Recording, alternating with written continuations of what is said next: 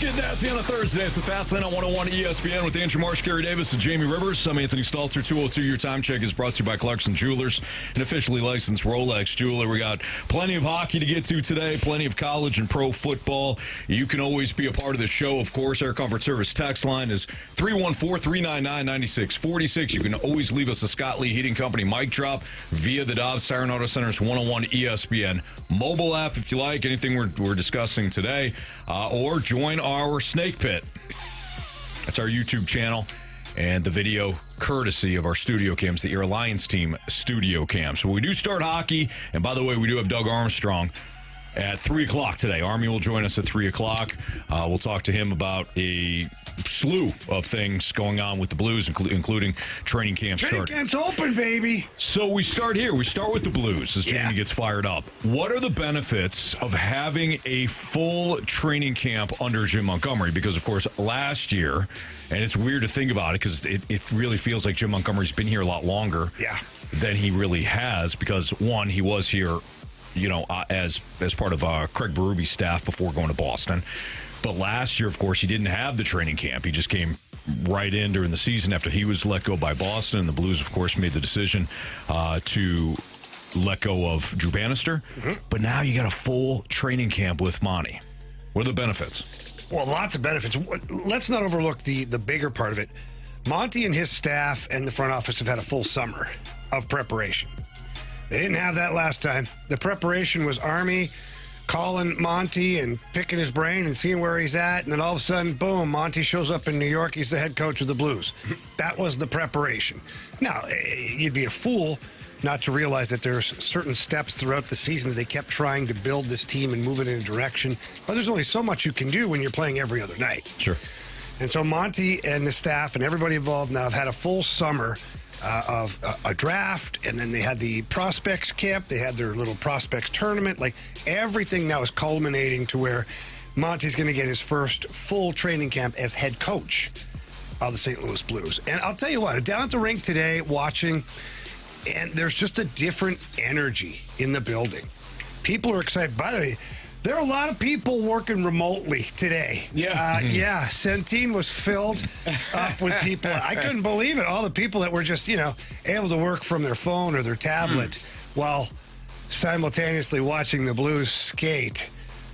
You can work from anywhere these days. You can. It was great to see people choosing Centene Community Ice Center today to do their work. Yeah. The energy in the building was awesome. The guys are hyped up. Like, there's just such an air of optimism right now over there with the St. Louis Blues. And so getting back to the original statement is this is great for Jim Montgomery because all the things he talked about before, the details, the this, the that, the good habits, all those things, it's in season. Now you have your big meeting, your conference room. Everybody gets their player handbook, and you go through it. And you now. Not only did you establish a culture with the style of play, or culture rather with the style of play you had last year. Now you're establishing the culture on paper. Here's who we are.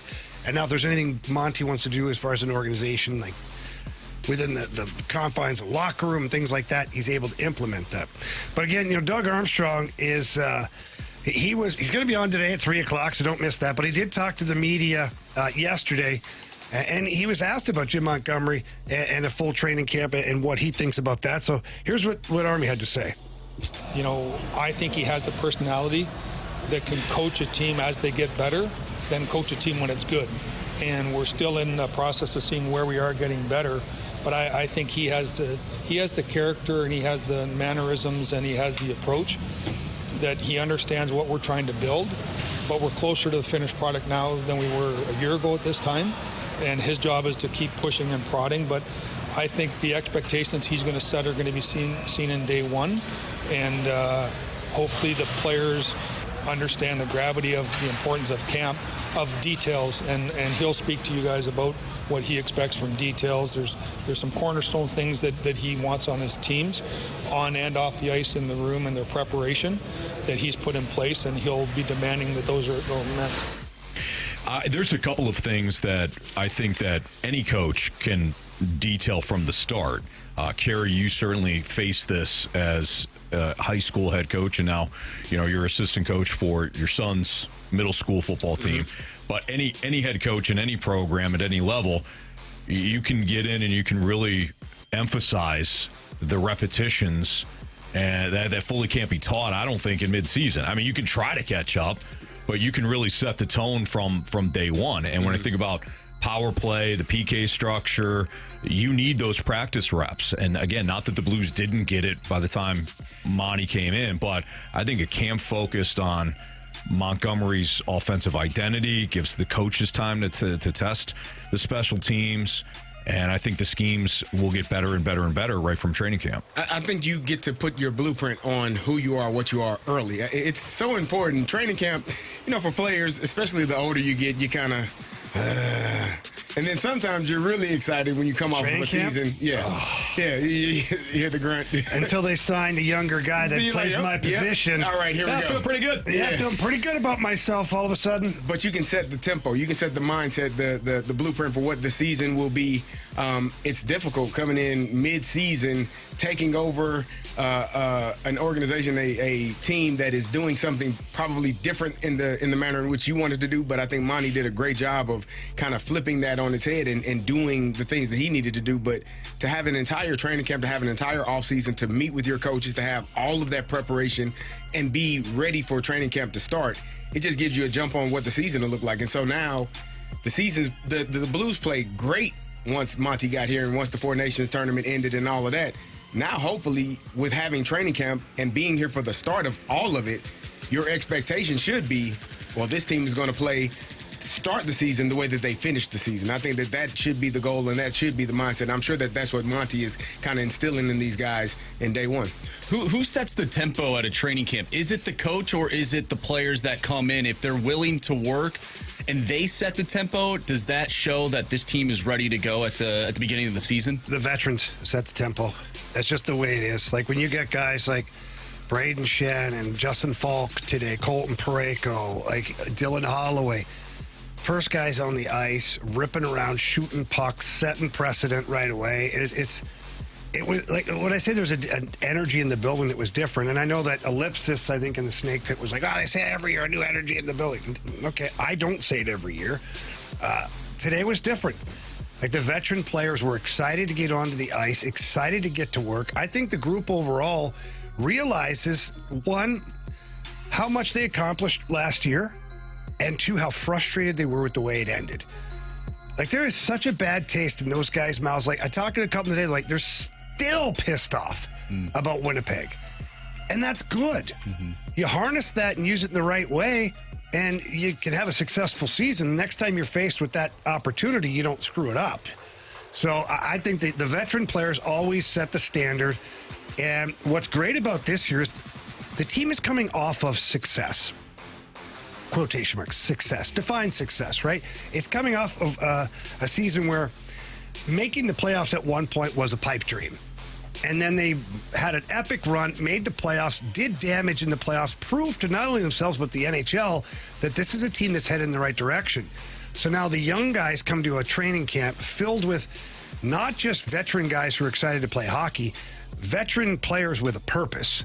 And so now the young guys, they get to hit the ice and they can go 100% without feeling like they're pissing off a veteran because they're being tryhards, which sounds crazy, but that happens sometimes when you have a team that's not going to be projected to be that good. You have a couple of veterans out there, kids running around at 100 miles an hour. You're like, whoa, boy, hey, pump the brakes there, pal, you know?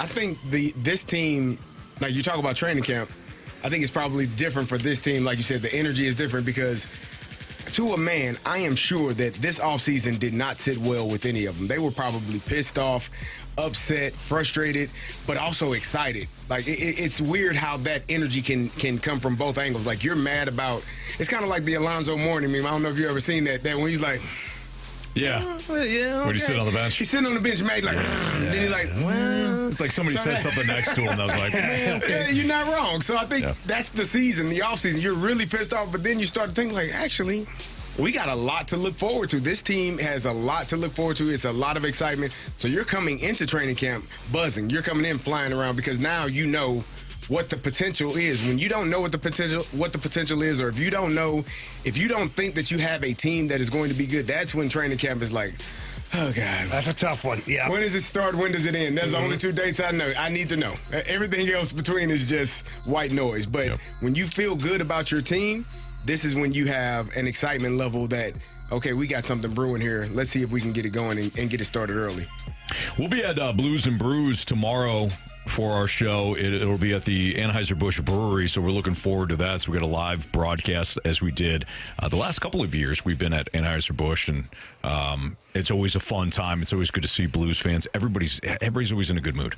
Everybody's in a great mood. I think the buzz, Jamie, that you said was in the building, I think the buzz is going to be immense tomorrow at the brewery with Blues fans. I'm looking forward to it. All right, it's Fastlane on 101 ESPN.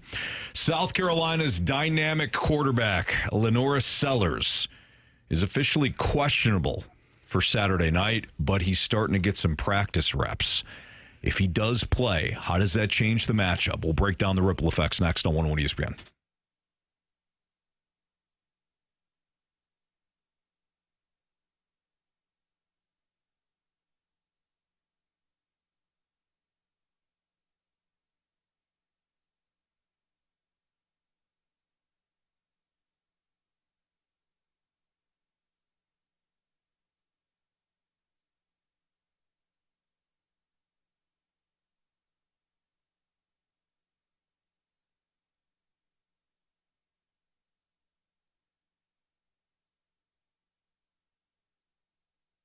Hey, you're running out of time to purchase your fieldside tickets and find out more details on the Glennon Gallup, which is September 20th. So it's just in a couple of days now. It's held at Defiance, Missouri. It's a thrilling charity polo match. Again, happening September 20th, so 2 days from now in Defiance, Missouri. And it's not just polo. It's a fieldside party. They got tailgating, cheering, community spirit, and all benefits. The Donnie Pediatric Center at Cardinal Glennon Children's Hospital. So you can bring your friends. You can pack a lunch. You can make a day out of it if you'd like. Claim your spot on the sidelines, or whether you choose a tailgate space or a carload admission, every ticket helps provide care for kids who need it most. Again, this benefits the Donnie Pediatric Center at Cardinal Glennon Children's Hospital. So come for the action, stay for the cause, be a part of something that is truly special. Go to glennon.org/Gallup. Again, glennon.org/Gallup. That's where you can go online to purchase those fieldside tickets and find out more details for the Glennon Gallup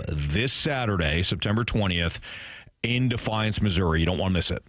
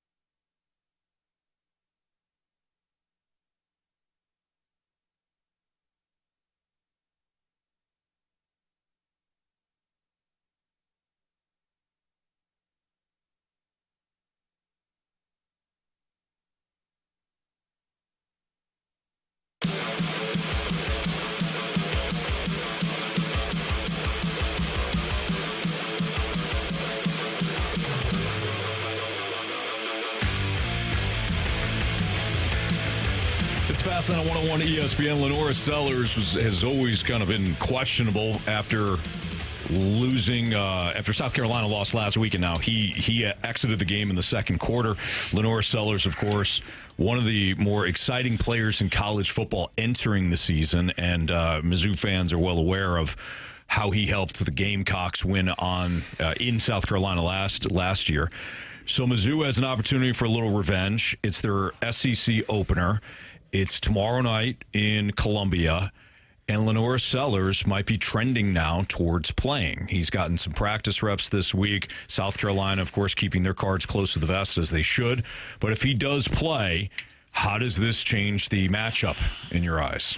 I think it makes it more difficult, obviously. I think that if LaNorris Sellers plays in that game against Vandy, they probably don't lose in the manner in which they did. And he's a really good quarterback. He's a guy that came into the season Heisman hopeful. Hasn't played up to that level so far this year, but he's a game changer. If he's playing in that game, it does make it more difficult for the Mizzou Tigers to find a way to win that game. If he doesn't, there's no reason why you shouldn't win. But I'm sure Drink and his staff are preparing for this game as though LaNorris Sellers is going to play. It'll probably be one of those game time decisions but everybody knows that he's playing, and it'll be up until the last moment where they announce that he's going to play. But I would assume that he's playing. I watched him kind of walk off to the sideline. I've had a few concussions in my day, and I've seen more in my day. And the guys that kind of take longer to get up generally don't play the following week. The guys that pop up and are over there are, they get into the concussion protocol, and, it goes by a little bit faster. It seems that though they're able to heal a little bit quicker because of the how hard that hit was or whatever it may be. John Score's calling me out. I said tomorrow night. It's obviously Saturday night. It feels like a Friday. But today is my Friday. Yeah, today's your Friday. Yeah. So it's John Scores. Thank you for the correction there. Yeah. We Saturday night in Columbia. Here. Absolutely. Yeah, I got an email about that one time. Stats and facts. We have to be right about every single thing we say. All I was going to add on to what Carey said is that this was circled as the big test, right? The first big test for Mizzou. It is still a big test. Don't get me wrong. But whether Sellers plays, whether he plays certain plays, splits time with another quarterback, who knows what it's going to look like come Saturday. This is a massive test for Mizzou, but this is a test now where I look at it and go, I feel better about it. Mm-hmm. I do. I know that Vandy put a beating on them as an underdog, for sure. Sellers was not in the whole game, so that obviously played into it. But he may not be in the whole game for the game on Saturday against Mizzou either. Who knows? Either way, I think Mizzou has done a good job now of positioning themselves to where they are the favorite. If he's in the game, probably a 7-point favorite. If he's not, probably 12.5 to 13 like they're talking about. And the line has moved. The line will move and will continue to move probably. It was 12? I think it's 12 yesterday. I think it's down to 10.5 now. Yeah, so they're sensing that Sellers might be playing. Yeah, but they're also doubting how much of an impact he might have. Mm-hmm. I'm not going to doubt an athlete, especially with that talent. If he's in, you got to anticipate that he's going to bring his best to the game. But this is a big test for Mizzou. If they come out and they win this game, it sets them up really well moving forward. They still have some massive tests ahead of them with Alabama, Auburn, now Vanderbilt, Texas A&M, Oklahoma. Like, they have a really big list of opponents to finish out the season, but this was circled as their first test. Yeah. And we'll see how they do. So, Jamie, you have mentioned it. Central Arkansas, Kansas, and Louisiana, not a murderous row of opponents, but here's what we do know based on what we've seen from Mizzou. Their offense is balanced. I think they've been physical. I think they're firing on all cylinders. Again, I know that the opponent matters, but based on what we have seen, Bo Pribula has been efficient. The run game has been a big element for him. Ahmad Hardy went off against Louisiana. He looks fantastic. They're piling up yards. I mean, they had over 600 yards in week 3. They're controlling the clock. They're controlling the time of possession. This thing looks really good for Mizzou offensively. Defensively, they were put in a couple of tough spots against Kansas. Bo Pribula fumbled the one and had it run back on him. There was a couple of miscues in that first quarter, but they cleaned things up in the second quarter and they dominated. If Sellers plays, it's that dual threat QB that you worry about when you start to mix up your coverages. You can't play man now, or you can't play a lot of man, and if you do so, it's got to be in tight quarters. Even then, you have to worry about whether or not Sellers is going to escape the pocket and run. We have no idea if he'll stay more in the pocket, even if he plays, because of the concussion issue. I highly doubt. Defensively, if you're Mizzou, though, are you bringing the cavalry on this guy like early in the game, just sending blitzes? I'm spying, at the very least. I got to know where he is. I'm trying to keep him in the pocket. I want him afraid to play. I don't think he's playing. I want to get a lick on him early. I don't think he's playing if he's unhealthy. Like if there's you don't might risk, not be healthy between the ears. That's what I'm saying. I don't think he's playing if he's unhealthy to like if there's risk of more damage or more of an issue. I mean, talking about tiptoeing through the tulips. I don't think he's like I got whomped last week. So here's the thing: you've had concussions. Yeah, me too. Yeah, but we're different, Carey. Yeah, I think he's different too. I don't know. You don't know until you know. I'm not proud of it, but I don't remember. I don't remember one concussion. I remember. I don't remember any of them. I remember all of them. Is that a bad joke? And I remember. No, it's just continuing to go and not thinking about when's the next one coming. I kept thinking to myself, shake it off, idiot, or you're going to have to sit out next game. This was back in the day, though. This is before we knew the damage of concussions. Huh? Yeah, we didn't know. But I don't think he'll be in the game. If he is in the game, I don't think he's going to be timid or worried or concerned about another concussion. But I want to find out. You will, and he's a hell of a football player. We can lick on that guy early. I would understand that if you do. There's supposed to be some bad weather there too. At least that's what they're forecasting. So this one might be played in the elements. Thunderstorms around kickoff in the early evening. Rain, wind could be a factor. Rain is certainly stinks from a holding onto the ball and ball possession, all that. But wind is the thing you have to be concerned about because wind then adds the element but of I think you that can't plays throw to the ball Mizzou's over. favor with the running game that they've had. Absolutely. Keep the ball out of the air and you hand it off. Like those guys have been doing damage. Plus, with Coleman and some of their other wide receivers, the short passing game, of course, is an extension of the run, and the way they have utilized those smaller receivers and Norfleet, their big wide receiver. I mean, they can hit him over the middle, and they can keep things short and still be highly effective and keep ahead of the chains. I really like Mizzou in this matchup. Even if Sellers plays, South Carolina has not looked great in the early going here. Even their wins have not been impressive. I think they're catching, obviously with Sellers and the injury, but even if Sellers plays, I think they're catching South Carolina at the right time. South Carolina was building momentum toward the end of last year. Remember, we started thinking about them as an outside shot at a playoff when they beat Mizzou last year. Completely different story. Now you got to go to Missouri. So I think the Tigers handle business Saturday night, 2 nights from now. I hope so. I'd love to see them, heading into Alabama undefeated. I think that would be a really fun game. And it's going to be here in Columbia. Mm-hmm. And I think they will get revenge on these Gamecocks. Then you get some revenge on Roll Tide. And before long, this Mizzou team's looking at a playoff berth, boys. Good luck to those guys. It's not impossible. It's Fastlane on 101 ESPN. What impact can Luchich bring to the Blues? Jamie will tell you next on 101 ESPN.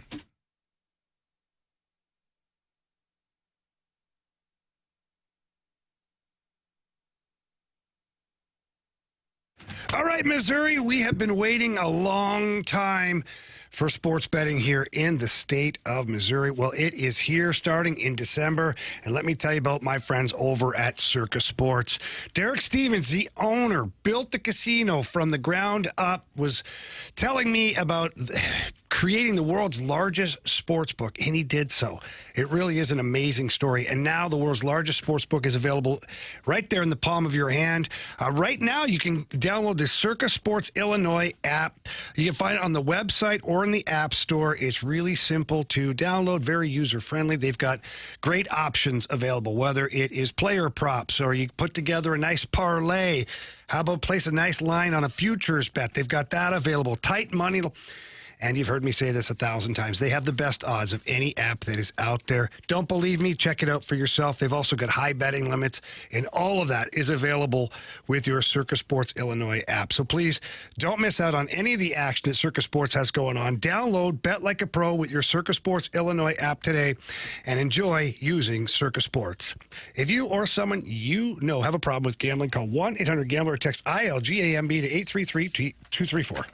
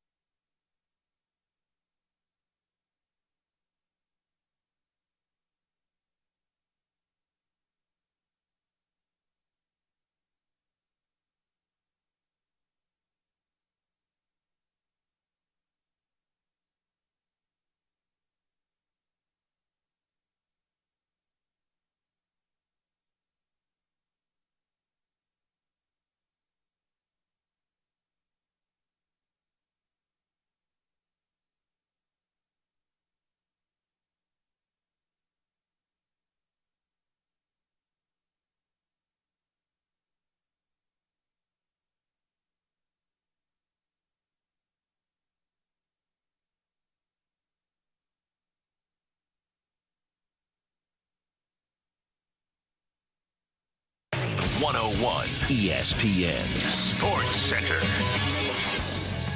I'm Andrew Marsh. It's time for a Sports Center update driven by Johnny Londoff Chevrolet and Johnny Londoff Autoplex. The Cardinals are off today. However, they will take on the Milwaukee Brewers this weekend. Tomorrow, 7:15 first pitch. Sonny Gray on the mound. Going up against the Miz, Jacob Mizorowski.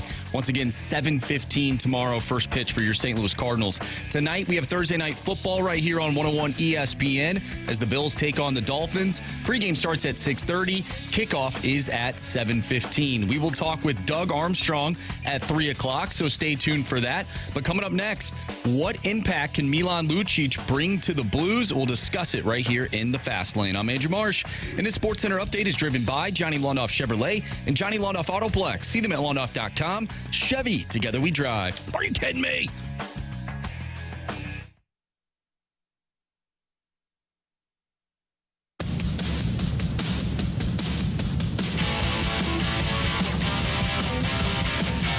So after I teased the thing I did about Luchich and the impact he could bring to the Blues, we went into the break, and the first thing that Jamie said was, "Oh, Luch looked good today at practice or at training camp." What impact can Luchich, the veteran, the big nasty veteran who hasn't played in a little bit, and that's certainly the question now. Yeah. But what can you bring to the Blues? Well, look, let's set the table straight here. Let's start from the beginning chronologically. Milan Lucic has been out of the game for a year and a half to 2 years at this point. He had some personal problems, alcoholism. He had a domestic dispute at home, which the charges were later dropped. All that stuff, went into rehab and has really tried to better himself. And in fact, Doug Armstrong yesterday was asked about this, specifically the second chance bin for a lot of people who are now in and around the Blues, whether it's player, coaches, or otherwise. And here's what he said. We certainly did our due diligence. I talked to Milan, obviously. I talked to his family. I talked to his sponsor. I talked to the league. He's 22 months sober now. There's a lot of things that he does behind the scenes that I'll let him describe. But I think one of the things that I appreciate about Mr. Stillman is his willingness to allow me to discuss second chances, allow me to paint the picture of why I believe it's worth the risk. Sometimes it works out, sometimes it doesn't. But it's not just a second chance based on hockey. You have to have everything else in place, and Milan does. And now it's his responsibility to continue that off the ice. But now I assume, we'll monitor that. Now he's got to see if he can play hockey in the NHL. He hasn't done that in a while. So again, the Blues, Doug Armstrong, Tom Stillman, the whole organization, not afraid to give second chances if they feel like the work has been done. Your very own head coach is a second chance, right? Because Absolutely. He had some problems in Dallas, lost his job. Army gave him a second chance here, and Monty has not looked back at all. Jacob Verana, it didn't work for him on the ice here as far as scoring goals and being an effective hockey player, but he was a good dude. His teammates liked him. That was a second chance. You go down the list here, and you end up with Milan Lucic right now. And I wasn't there the night things went down in Boston, his home. I'm not going to comment on that. But I can comment on the fact that if a guy has problems with alcohol or drugs or something like that, it makes them a person that they don't want to be. Now, that aside, go back to the ice, okay? On the ice and in the dressing room and everywhere, Milan Lucic has been a high-character guy. He has been. And since coming into this locker room, like the trainers today talking, they're like, old school. He's old school, man. He's ready to go. And watching him skate up and down the ice, that's the biggest question. Can the boots work for him? If they can work for 10 to 11 minutes a night, that's all you need. And things change drastically. And that's where Doug Armstrong again was asked on what Lucic can bring to this team if he's able to make the club. He's a big, strong player. He commands respect. He makes everybody on the team stand a little taller, maybe hang into the scrum a little longer, knowing that he's coming in behind them. And he and I have talked about this, like the NHL, I don't think we got pushed around last year, but there was 3 or 4 teams that felt a little more comfortable than they will be if he can still play and be on our roster. Yeah, so look, I've said this before. I had the luxury of playing with some really tough guys in my career. Made my job a lot easier, kept the big knuckle draggers away, but it was like diplomatic immunity at times. Tony Twist told me, hey, kid, go do whatever the hell you want. No one's going to bother you. If they do, I'm here. That's a nice feeling to have. And so, imagine every time there's something physical that happens, who has to step up before? Braden Shen. Yeah, every time. Tyler Tucker got Almost in on every it. time. Almost every time. Tyler Tucker got in on it. Nathan Walker, God love him. All 5'7" of him. He's not afraid to go and chomp at somebody as well. But now you've got Luch, who the moment he plays a second in the NHL, if he gets his contract, is the toughest guy in the league, or at least top 3. Mm-hmm. So that changes things dramatically for your team. And he's a very smart hockey player. He loves to get to the net front. He's physical. So we'll see. And that 10 to 11 minutes a game will be beneficial for this team. Can you imagine having that fourth line to where, yeah, you miss Radek Faksa because he was very good in the faceoff circle, but now let's just say Torpo, Lucic, and Walker. Like, that's an identity line, too, that you can trust. Milan Lucic won a Stanley Cup playing on the first line for the Boston Bruins. Like, you can trust him. So he's going to bring a lot to the table. I think it just speaks volumes to him as a player and as a man, the work that he's done. You heard Army talking about he's 22 months sober. For anybody that is struggling with sobriety, you know how hard and difficult that is. And you're right. When you become when you're dealing with whether it's drugs or alcohol, you do become a different person. So, and when you stop dealing with drugs and alcohol, you become a different person. So kudos to him, and kudos to the Blues for giving him another chance. Now, on the ice, if you say that he's going to be one of the toughest guys in the locker room, on the ice, you want that grit. You want that toughness. And that's one of the things I talked about yesterday in this roster. The thing that excites me the most is you have so many different elements, so many different players. You got older guys that have won Stanley Cups. You got older guys that haven't won Stanley Cups. You got young guys that don't know what the hell they're doing, and they're just like, I'm just happy to be here, and they're going to be flying around and doing the best that they can do, but with the leadership of some of those veterans. So for me, I think if he does make the team, and I mean, it seems like there's some spots available. It looks like it's about three spots maybe, that are up for grabs, potentially third and fourth line combined. So, somebody's got to step up and take that role. If you get a veteran guy that has been a champion, that knows how to win, that knows how to play the game the right way, it's not going to do anything but add value to your roster and to your team. And the one guy that you have to impress the most out of this, if you're Milan Lucic, is the head coach. Jim Montgomery. And Monty had Luch in Boston, but very short-lived before some of the problems happened, things like that. But Monty was asked about what Luchich has to do to make this team. I think that's an obvious question. Here's what the head coach had to say. He's got to win a job. I mean, I know that sounds simple, but he's got to be good 200 feet. He's got to know what we're doing defensively. And he's got to, there was one rush drill where he took it wide, that was NHL speed, and he took it hard to the net. Those are things that we think as a team we need to be better at than last year, and maybe he's someone that can help us. Yeah, he's definitely going to be able to help you. And the biggest question is, can he get from A to B? And watching him early in camp, it looks good. Now, does it stay that way? We'll see. But he is a guy who's not afraid to take the puck, drop the shoulder, drive to the net, and then stay there. And stand over top of the defenseman, stand over top of the goalie, stand in front, deflect pucks. He's exactly what the Blues started to build at the end of last season. Jamie, you know this as well as I do. First, the one thing I think to keep an eye on is legs. When you get older, you haven't played in a while, you haven't Why are you looking at me? Because you're older and haven't played in a while, as am I. He's right. Speaks the truth. He's right. You go out there and skate around. You're like, you know what? This is it hurts a little bit. So, second day, third day, after you get on the ice, the first day you're fine. Trust me. I can go through an NFL training camp practice. I could. Now, don't talk to me. Don't talk to me for 3 weeks, because I'm not talking to any. My body hurts and my mouth hurts. I don't want to talk. I'm done. Yeah. So the older you get, how can you recover from day to day, after practice, after games? Those are the things that you keep an eye on when you have an older player, when you have a guy that has missed some years and hasn't been. Because it's one thing to practice and skate around, with your trainer or your friends, but when you're out there with professional players that have been that are in the prime of their career, that are 21 years old or 27 years old, you're like, okay, and I got to do this again tomorrow, huh? Yeah, okay. Now, there's a flip side of it, too, Carey. And one, you're 100% right. But the flip side of it is this. One, he has been training a lot and whatnot. He hasn't been playing physical hockey. Right. So there's being in shape, and then there's being in hockey shape or football shape. Yeah. Because when you have somebody that's constantly resisting you on the field or on the ice, there's bodies to go through.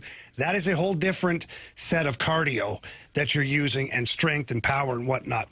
But I will say this, and I'll bounce this off of you, and I'll answer it afterwards as well.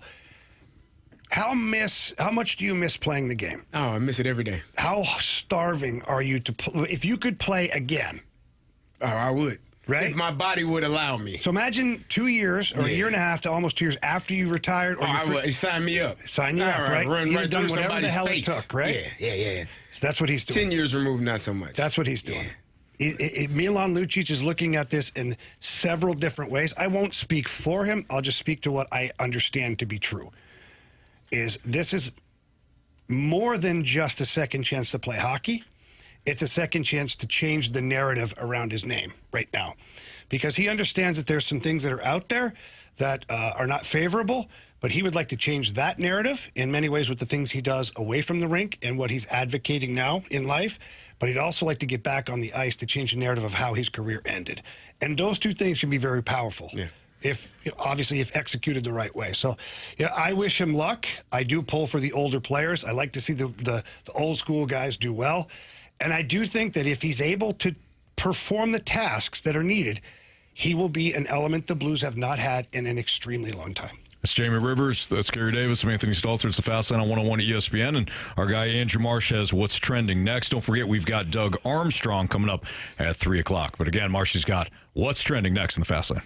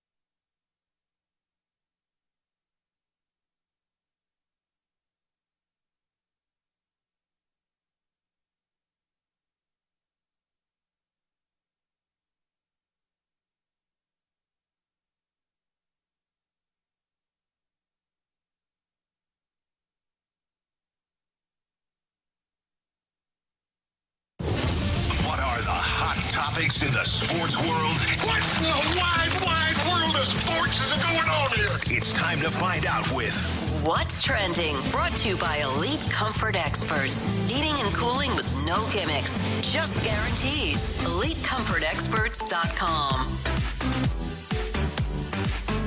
Welcome back to the Fast Lane here on 101 ESPN with Anthony Stalter, Jamie Rivers, and Carey Davis. I'm Andrew Marsh, and it's time for What's Trending.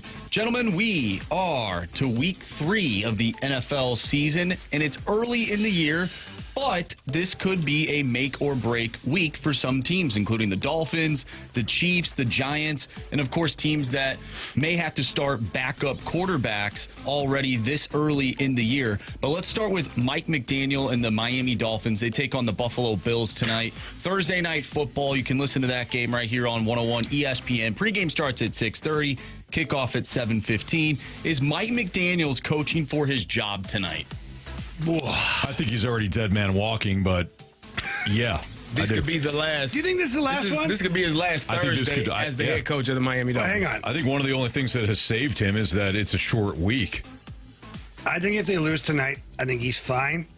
They play the Jets and the Panthers the following 2 weeks. Well, he's not going to lose to them, guys. But what if he does? Oh, if he loses to the Jets without... They lost to the Patriots. Carey, Carey, you told me something long time ago. Mm-hmm. You said bad teams find a way to lose. They do, actually. You said good bad teams find a way to win. Yes, you said bad teams find a way to lose. It's amazing. Now, I think you're mostly talking about the Rams when you and I were doing the Rams post-game shows, but nonetheless, you were right. So the Dolphins could absolutely find a way to lose to the Panthers or the Jets. It is an interesting point, though, that you make, Jamie, and that maybe he survived. I mean, tonight's going to be an ass-kicking. As the ownership group, you think to yourself, we're losing this one anyways. Yeah. You can't fire a guy when you're supposed to lose the game. Like, I guess you can. If it's embarrassing. That's the thing. Yeah. I think it needs to be competitive. You know, 2-score game. If you get blown out 50-10, or how they beat, who did they beat a couple of years ago? Was it the Broncos? 70-13. Whatever. Like, if you get smoked, yeah, he might not. He might get the old, come meet me at the goalpost and don't even go into the locker room to get your stuff. Oh, that was, what's his name? Yeah. What's that, Herm Edwards? That's Herm. Oh, Herm? Herm got fired. I mean, Lane got fired on the plane. He got fired on the way to halftime, didn't he? Herm Edwards? It was after the game. It was right. I know it was walking Chancellor through the tunnel. and the AD were like, hey, Herm, come talk to me for a second. Sure. What's going on, guys? Pack your stuff. It's been fun. Dolphins owner's like, hey, we're going back to Miami now. And Mike's like, oh, okay, yeah. No, we are going back. You gotta pay your own fare to get home. You are done here. Spend the night. You can do the old Urban Meyer and stay an extra night. Yeah. There you go. For it. Well, the Chiefs take on the Giants this week. If the Chiefs go 0-3, are they destined to miss the playoffs? And then on the flip side of that, the Giants, if they start off 0-3, is Russell Wilson's starting job in jeopardy as well as Brian Daboll? Yes. Who's more? Yeah. I think yes and yes. Yeah. I mean, whoever loses this game is going to lose big time. Yeah. You lose if you're the Chiefs, and first of all, there's no way in hell you should be losing on Sunday Night Football to the damn Giants in New York. I'm just going to say that there. But if somehow you do, I was dead wrong about this team. And I know they got injuries at receiver. I know that they're dealing injuries and suspension, and they can't run the ball, and defensively, whatever. I get it. But you're probably not going to make the playoffs because the Chargers look to be the best team in that division. And if you lose to the New York Giants, it's probably not that close. Yeah, I don't think you guys believe this, but they're not going to lose. They're not going to lose that game. The Chiefs. I don't think they're going to lose. Let's keep in mind that Travis Kelce, if he winds up catching that pass, maybe it's a different story last week. And they were right there with the Chargers. It's not like they have not looked like what we have come to expect the Chiefs to look like. They look exactly like they did last year, to me. Sure. Except they're losing the games. Except they're losing the games. They are but the exact same team that I watched they were really good defensively last year. Mm-hmm. The exact same team I watched. When everybody told me I don't know football because I said that's not a good team, you're like, you don't know what the hell you're talking about. Okay, cool. You were wrong until the Super Bowl. I was right. They just found a way to figure it out. Bad teams find ways to lose, guys. We just established that. We did. So- if they lose this game, they probably won't make the playoffs. So here's where I go, though, with this one. One, they're not going to lose this game. They're just not. They'll beat the Giants. They'll be 1-2. Then they've got the Ravens. I don't know. Then they've got the Jaguars, should probably win that game. But the Ravens could be a loss. Then they got the Lions after that. So out of their next 4 games, they've got the Ravens and the Lions in there, too. At already sitting at 2 losses, that could be another 2. So now they might be sitting 2-4, 6 games in before Rishi Rice comes back. No, it's a good point. I think at some point, though, if they get Rishi Rice back and they get Xavier Worthy back, does that correct everything? No. You still don't have a run game, but Andy Reid don't want to run the ball anyways, and never has. So he's not much of a runner. Nah. Well, I mean him play calling. Oh, okay. Yeah. That's different. I think they'll be fine. But I'm not saying that they're fine and they'll still make a run to the Super Bowl. They clearly have problems that they need to overcome in the meantime, but they're going to get healthy at some point, and they'll get this ship pointed in the right direction. Ship. I mentioned the backup quarterbacks, and there's numerous backup quarterbacks that will start this week for the respective team. Which one, though, gives their team the best chance to win? And if that team ends up losing, who is in deep doo-doo? So let's recap who some of the new mystery Carson Wentz with the Vikings, the Jake Browning with the Bengals. Tyrod Taylor is probably looking to start with the Jets. He will. He is. Marcus Mariota with the Commanders. Jaden Daniels is unable to go, and Mac Jones. I think Brock Purdy is back this week. Well, maybe. it sounds like he's taking some snaps, so he might be back. I'll say this, and it's got everything to do with the opponent, not who I think is like the best backup quarterback. It's the Commanders with Mariota because they're facing the Raiders. The Commanders played Green Bay last week. They got extra time. The Raiders just played on Monday night. Like the schedule makers did the Raiders 0 favors there. Right. They're on a short week. Commanders have extra couple of days. They're going to Washington. Geno Smith was atrocious. Ashton Genty, they can't keep on the field in pass pro because he's going to get Geno Smith killed. He's not great, Carey. I watch. This is why you don't let everybody do everything. You know what I mean? Like, you don't let everybody say everything. You don't pay attention to everything. The one play that I see circulating, Ashton Genty didn't block the linebacker. The guard is blocking him, man. So I would assume that that's the guard's man. Could he have chipped more? Yeah, but he's also a rookie. It's going fast. It's a lot of things happening. That's not his fault. But they keep recycling that play. Talking about, he's not black. You don't know what the fast lane you're talking about. Well, on that play, maybe, but they're still taking him off the field, CD. They're taking him off the field for Zaire White, who's not very good. The week before, he was doing really well in pass pro. So, tomato. I don't know. Why are they taking him off the field? Anthony, I don't. You know what I mean? I don't coach for the Raiders. If I did, I wouldn't be sitting here with you fine lads. Eagles taking Saquon off the field. Las Vegas. Falcons taking Bijan off the field. Yeah, Tyler Algier plays a lot. Well, Bijan he was tired. Sorry, Marsh. He's tired. All right, we got to get to Doug Armstrong, the Blues president and GM, will join us next. We'll talk to him as training camp opens for our St. Louis Blues. Army next in the Fast Lane on 101 ESPN.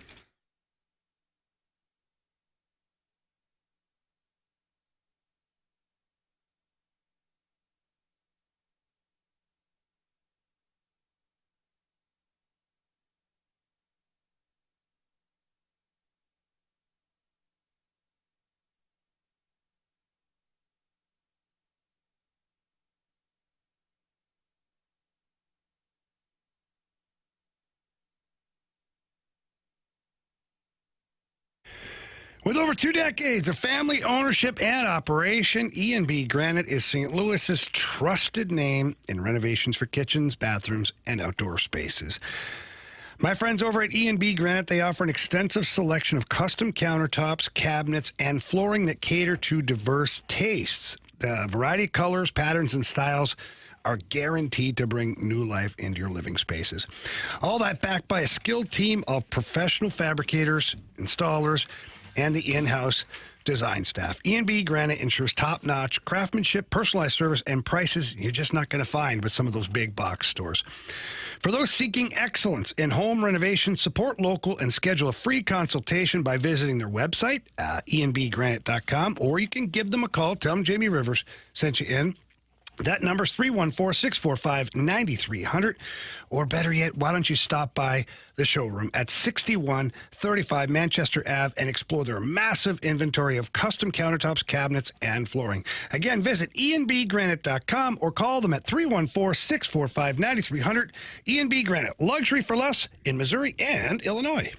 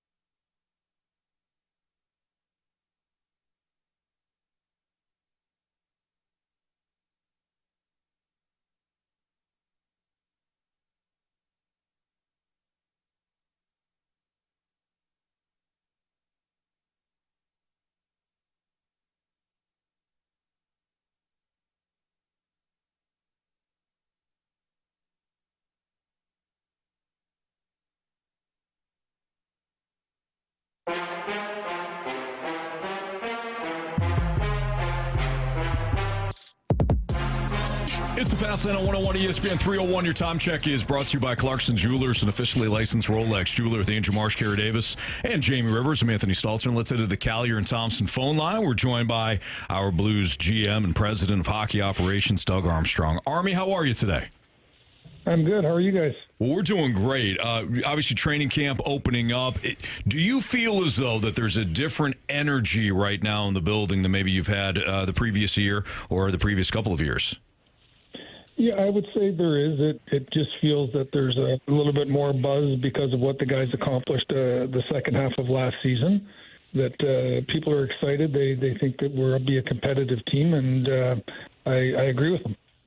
Now, Army, the offseason, you guys were busy, made some minor moves, but the biggest one of all of them was the Zach Bolduc trade. And look, those are never easy. I'm sure you've heard some of the pros and the cons of people, Blues fans who love it, who don't love it. They don't know who Logan Mailloux is yet, all that stuff.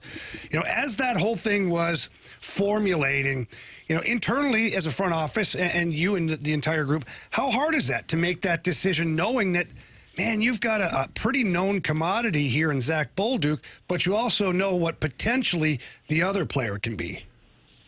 Yeah, I think Jamie, you're looking at your depth chart. We have Snuggerud, who we're excited about, and Cairo on the right side. We have Holloway and Buchnevich on the left. And Bolduc would have fought one of those guys for a job, there's no question. But what we didn't have was a long-term solution in our top four on the right side. We think Juracek, as an 18-year-old last year, 19 this year, he's a little bit away. And so it's just basically evening out the depth chart.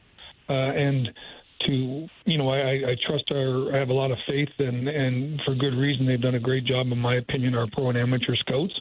You go back, you read their reports, you project forward, you do your homework, and you have to give to get. And I'm hoping this is a trade. When I look back on the Ryan O'Reilly trade, with Buffalo, Tage Thompson has become an excellent hockey player there. They're pleased with that trade, and we're pleased with it because of what Ryan did here. I'm hoping that in time people will look back and say that Montreal and St. Louis both made a trade that made their organizations happy. Army, you all finished last season, obviously not the way you wanted it to end, but you take the offseason, you take some time off. What were some areas that you felt that you needed the team to be better at or grow at for this upcoming season? Well, I would say, last year's, from the Four Nations was a little bit of a fairy tale. We found ways to win games. We got on a roll. We made the most out of every opportunity, and that's very difficult to do over 82 games. I think consistency is something that we'd like to incorporate back into our who we are. We were a very consistent team for the better part of a decade. We've had highs and lows the last couple of years, and that's an emotional roller coaster that's hard on any organization, any fan base, but more importantly, any players in the room. What you want to do is you want to find the ability to stay consistent, get in that level of play where you're winning 60 to 65% of your games every month and put you in a good spot. And that's where we want to get to. I think that makes the transition and the whole season easier. So consistency from start to finish would be something we're looking at. And again, continued growth from our younger players. They grew last year. One of the things about playing the way they played post Four Nations is I don't believe we're going to sneak up anyone coming out of the gate. And very rarely does anyone sneak up anyone coming out of the gate. Hope springs eternal for 32 teams right now. So we have to have a good October. But I think I do believe the teams look at us as a competitive group, and we have to be prepared for that. And we're excited about that opportunity to play against the other teams when they're at their best to see where we stack up. Army, I know that you guys as a front office, in particular yourself, you always have, different versions of a plan moving forward. And I'm sure you guys had one version of a plan that would have included a roster without Broberg and Holloway before the offer sheets happened. Now, post-offer sheets, and now knowing what we know of how impactful Dylan Holloway and Philip Broberg can be, how much did that change your plans? Because I feel like it's bought you more time now to develop some of your younger players, inch them along, while not remaining, but becoming a team now that's going to be expected to challenge for a playoff spot. Yeah, I think that's a great question, and I think it has two answers. One is getting those players into our group expedited our retool because they weren't 18 or 19, they were 22, 23, or going to be 22 and 23.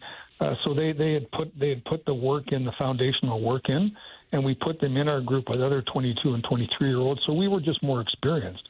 And then they played excellent hockey. You look at both upper part of the first round, so they're supposed to be good players, and they came here and they showed it, and then that added life to our team. And then bringing in Fowler, I think was a indication that we wanted to show our players that we believe that you guys are closer than you because of these guys. And then they played really well. Jimmy coming in, we had a lot of things that might not happen once every 3 years to an organization. That happened. Three things happened in 1 year. A difference-making coach comes in. A top four defenseman that was producing at about 0.7 points per game comes in and logging 22, 23 minutes, and two young players. So a lot of change happened. And by doing that, to get to the other part of your question, it does allow those younger players more time to percolate, more time to grow in a natural fashion that winning organizations like to take.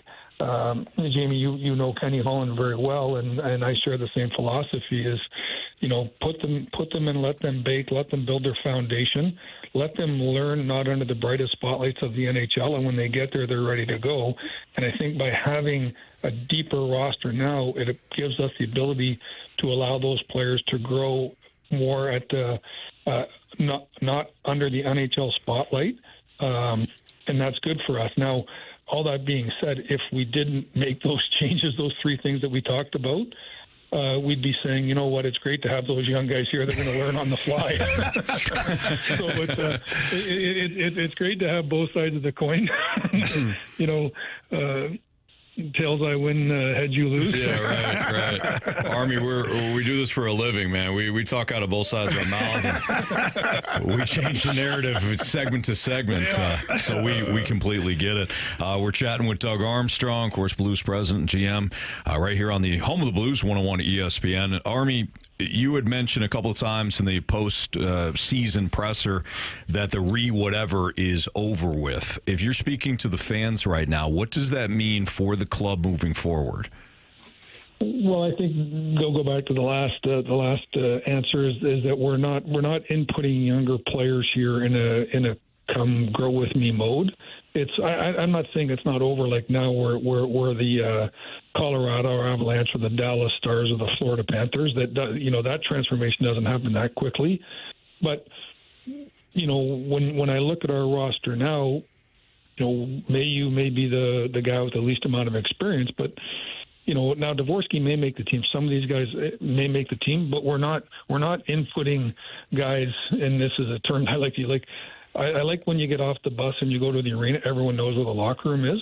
And sometimes when you have a young team, nobody knows where they're going. So when I say that part is over, is I think when we bring in a Dvorsky or when we bring in last year a Snuggerud or when we bring in Juracek or, the list goes on and on with these first-round picks, is that they're going to come in singularly or maybe in a pair to a functioning organization. And I think that was probably the easiest thing for Jimmy Snuggerud last year when he came into our team.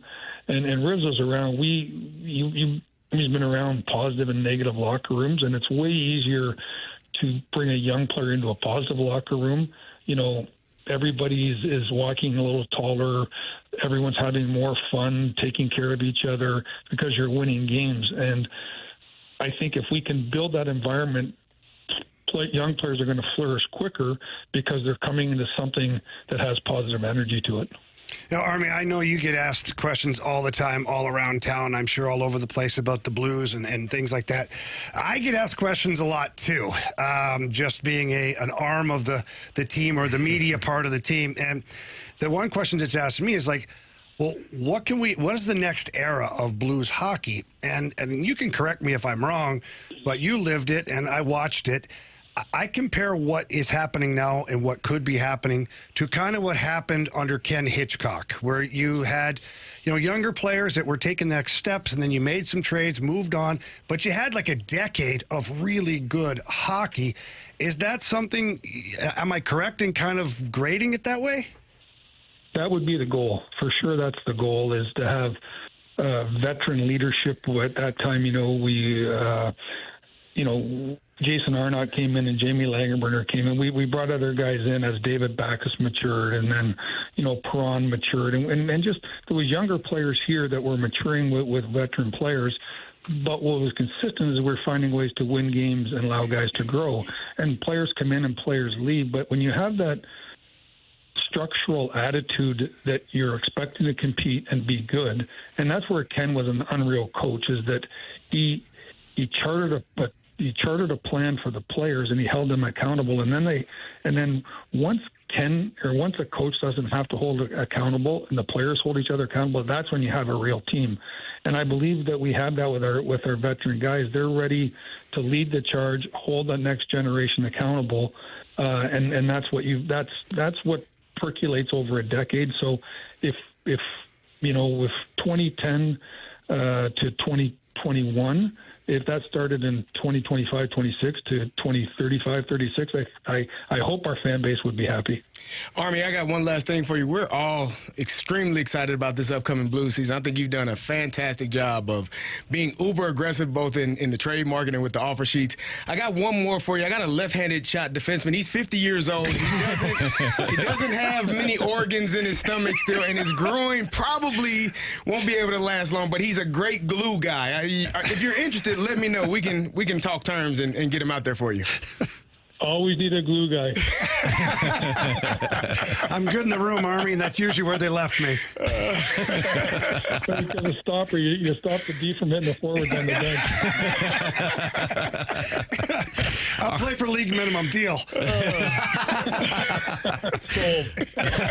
Army, always enjoy chatting with you. This is, we think it's going to be a remarkable season for you guys, and we're looking forward to getting it going. I'm sure you are too. But thank you so much for chatting with us today, and I'm sure we'll have you on very soon.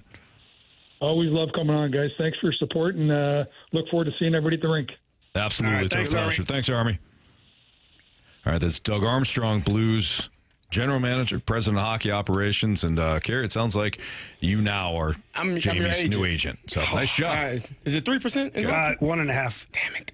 Okay. I mean, you probably should have got me before. Now that I know he's going to sign me, I want to pay you less. I'm kidding. Without Carey, though, who knows? Prove it. It's Jamie's favorite line. All right, it's Fast on 101 ESPN. Good stuff there. If you just tuned in and you're hoping to get the entire Doug Armstrong interview, no problem. We'll have it for you very shortly up on 101 ESPN or the Dobbs Star and Auto Centers 101 ESPN mobile app. All the podcasts brought to you by Shave Door Company. I was looking at some of the college football matchups for this upcoming weekend, and there was a point spread that I'm like, what? One of the local teams is being incredibly disrespected. That's next on 101 ESPN.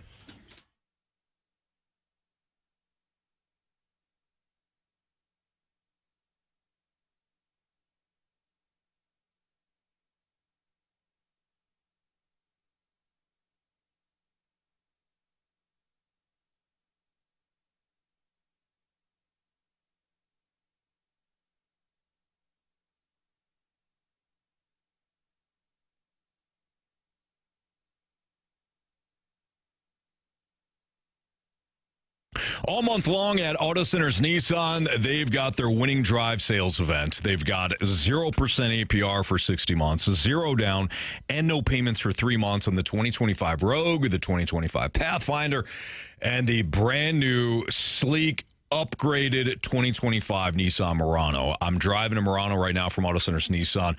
I can't tell you how many times they're like, man, what vehicle is that? I said, it's a brand new Murano. They're like, wow, but they changed things? They changed a lot about the Murano. It looks fantastic. All 3 vehicles, by the way, built in the United States and backed by Nissan's top ranking in the latest J.D. Power initial quality study. So we're talking about award-winning quality from day one. If you're shopping used, Auto Centers Nissan, well, they've got you covered there, too. 0 down and no payments for 3 months on a huge selection of used vehicles, all priced to move. And every new Nissan comes with rock-bottom dealer pricing, their exclusive lifetime warranty, and a 30-day return promise. Give you a little peace of mind. When you visit them online, go to AutoCentersNissan.com. When you head out to Herculaneum, tell them Stalter sent you. It's Auto Centers Nissan.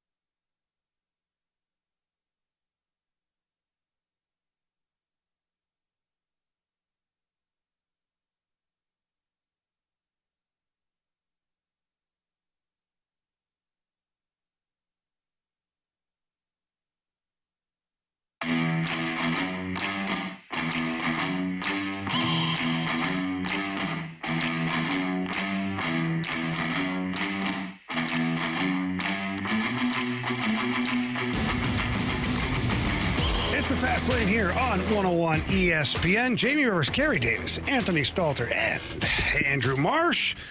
College football is going here, into week 4 right now, college football. And my guy, Anthony Stalter, he's shocked. He's ticked off. He's insulted. All of the things that you can feel, all of the negative emotions towards the odds makers when it comes to a certain, we'll call it local program. Anthony, do tell. Jamie, I'm looking at these matchups, right? I'm looking at it. As you guys know, I do the Spread Zone podcast with Riz and Tim McKernan. New podcast just posted yesterday, by the way. Want to make sure you check that out wherever you get your podcast, the Spread Zone, presented by FanDuel. I'm looking at these matchups, and I see a certain Big Ten matchup featuring the Indiana Hoosiers and Carey's Illinois Fighting Illini. And Indiana's laying 6. They're a touchdown favorite. It's moved to 6.5. Son of a Carey, what am I missing? Anthony, like what? In all seriousness, what do odds makers? Who they take in odds, they take in stats. They take in previous information. They take in obviously injuries, weather. I mean, they look at it all. They don't want to post a bad number. Yeah. What am I missing here? 6.5. You want me to coach speak, or you want me to give you honest talk? I want coach speak mixed with Indiana's honesty. a great football team. You know, they're at home. Oh, they're averaging 56 points a game. No, give me the honest talk. I don't like this. Give me honesty. I was going to give you the answer. Yeah, just give me honest. Give me honest. Yeah. Okay, well, Xavier Scott is likely out. He's our starting cornerback. He's our all Big Ten, potential All-American corner that has done a great job. More than likely going to be a second-day draft pick, depending on how he runs and all those things. Maybe first round, maybe second day, depending on how he runs. Still, is Luke Altmaier hurt? Luke Altmaier is not hurt. Okay. I think when you're looking at what Illinois has done thus far, they have been outstanding. They've won every single game. And last week we won 38-0. But I think the slow starts are maybe what's scaring people. I don't pay attention to the odds. I couldn't care less, because you still got to play the game. You got to play. Absolutely, but it's a snapshot. Like what? Yeah. It's 6.5. So that's a big number. I wouldn't have known that if you didn't tell me that, because it doesn't matter. What matters is wins and losses. And so, but I think when you're looking at the Illinois football team, they have played well, but they've started slow in their last 2 games. Against Duke, it was a 1-point game at halftime, and then we steamrolled them in the second half. Against Western Michigan last week, again, same kind of mindset. Slow start, and then picked it up in the second half. But Illinois, to me, they don't turn the ball over, and they create turnovers. They're second in the country in turnover margin at +6.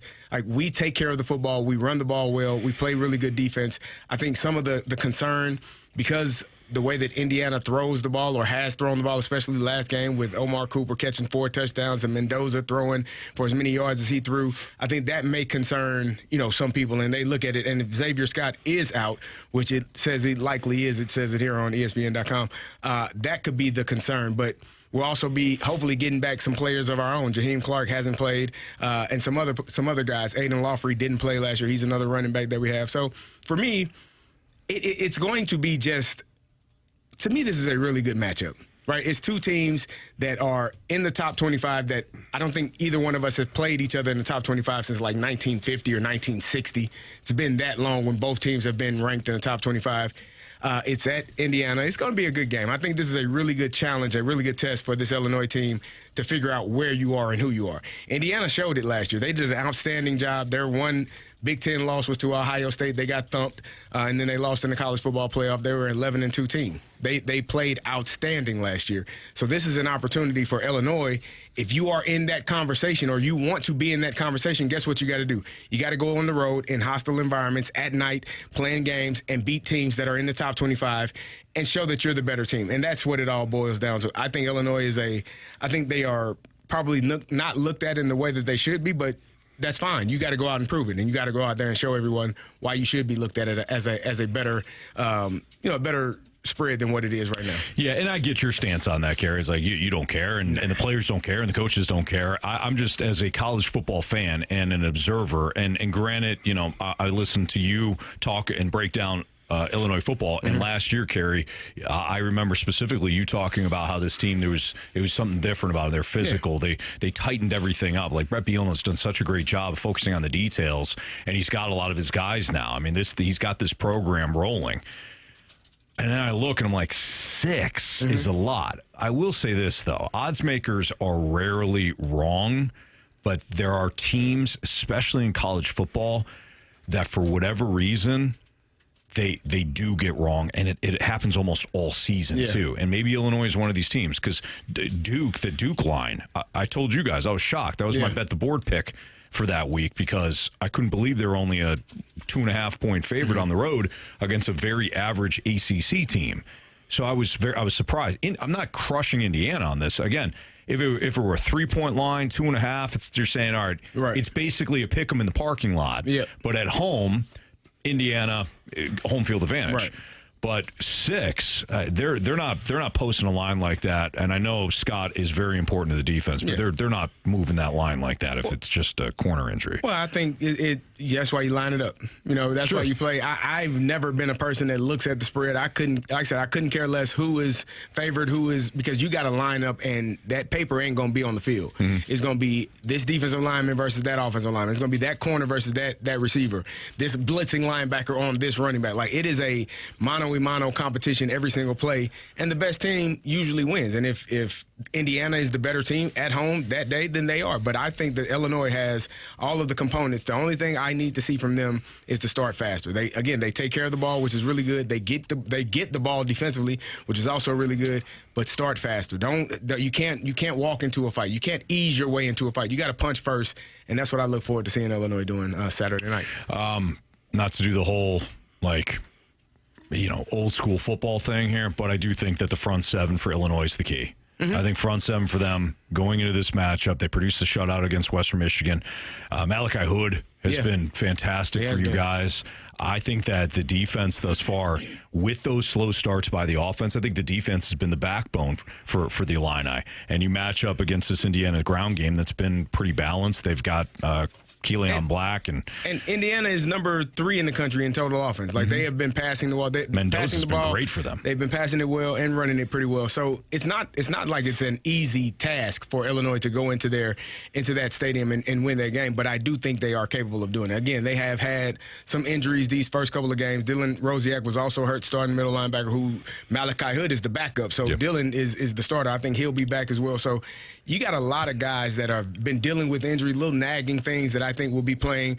Unfortunately, Xavier Scott looked like he turned his ankle late in that game against Western Michigan, came up hobbling, and so it says he's unlikely to play, but anything could happen come Saturday, but we'll see. I think they still have enough to take care of business. Can Illinois afford to lose this game and still try to, because I'm looking at the schedule, Indiana and then USC. Obviously, USC is a very beatable team, but then they've got that big old nasty animal called Ohio State in a couple of weeks, and if they lose to Indiana, for some reason come short against USC, I don't think they will, but that it's an uphill battle. So I was looking at this, or I was listening to someone talk about it, I guess, a couple of weeks ago, and they kind of marked these 4 games: Indiana, USC, Ohio State, and Washington.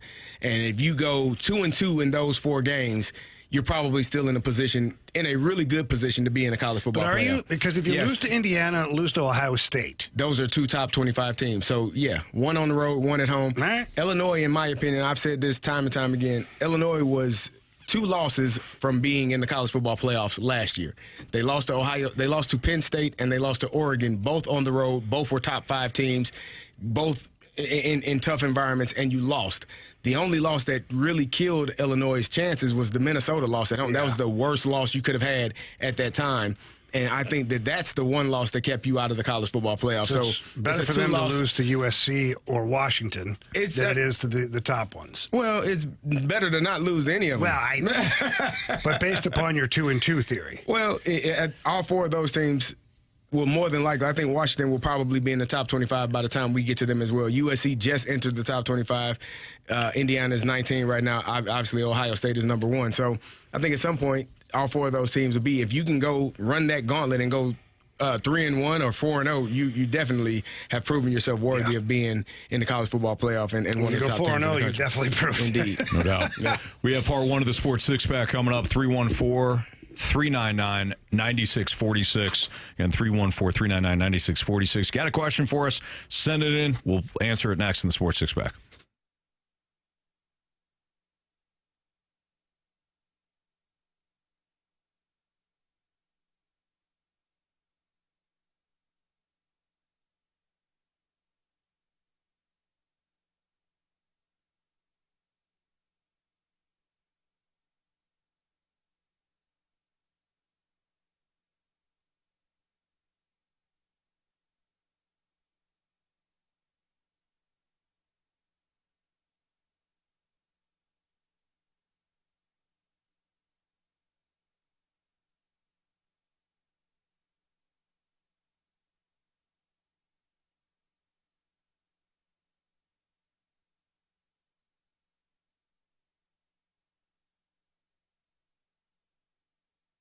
Fellas, maybe you're not feeling quite the way you used to feel.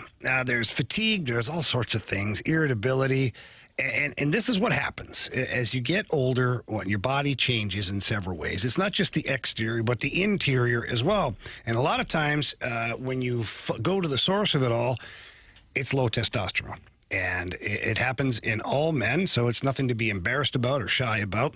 But you do need to fix it. And the number one way you can fix it is by getting into Mentality, sitting down with their board-certified physicians, and then going through the process of having a full blood panel. Anthony, you've done it, I've done it, and then finding out what's going on. It may not be low testosterone, maybe something else. And while they're looking for this, sometimes they find other things that you weren't aware of either. It really is the best way to stay healthy and keep moving in the right direction. Invest your time, and invest your time in yourself, your health. Start to feel better. Start to be the dad you want to be. Start to be the partner who's present. Start to be the man you know you can be, and maybe you've fallen off a little bit. It's okay. It's all right. It happens. It happened to Jamie. It happened to me. Bottom line is take care of yourself. Head to mentalityhealth.com/radio. You can book your appointment with Mentality. I went down there today. I was in South County today. Love seeing the fine folks that are there. They do such a great job. You're in and out, too. Once you're on the program, you go, you're in, and all of a sudden, man, you start to feel fantastic on their program. Jamie goes to the one in Chesterfield most times, but both locations are fantastic. Same people in both. But get yourself checked out. Mentality does make a huge difference. And tell them Jamie and Anthony sent you in there. Mentality.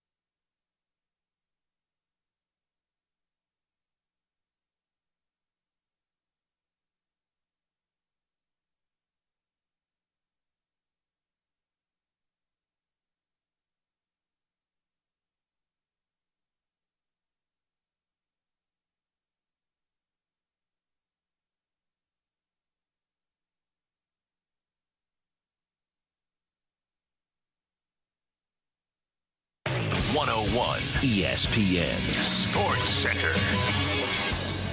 I'm Andrew Marsh. It's time for a Sports Center update brought to you by Saliga Heating and Cooling. We talked with Doug Armstrong earlier today. If you missed that interview, make sure you go to 101ESPN.com or check out the free Dobbs Tire and Auto Center's 101 ESPN mobile app. Just head to the podcast page. You'll find all of our interviews and all of our shows.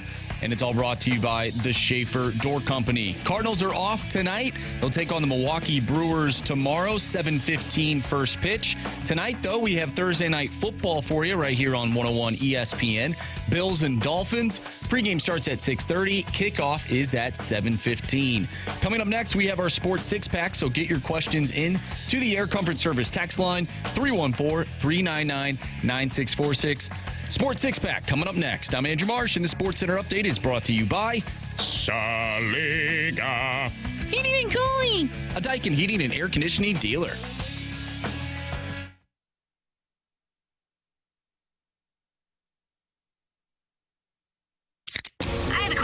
It's time for the Fast Lane to answer your sports questions. I want to ask you a bunch of questions, and I want to have them answered immediately. Asking me all these weird questions. Answer the question. Answer the question. Answer me! Refreshed by Urban Chestnut. Urban Chestnut's Swickle Light Premium Light Beer. Live your lifestyle, St. Louis.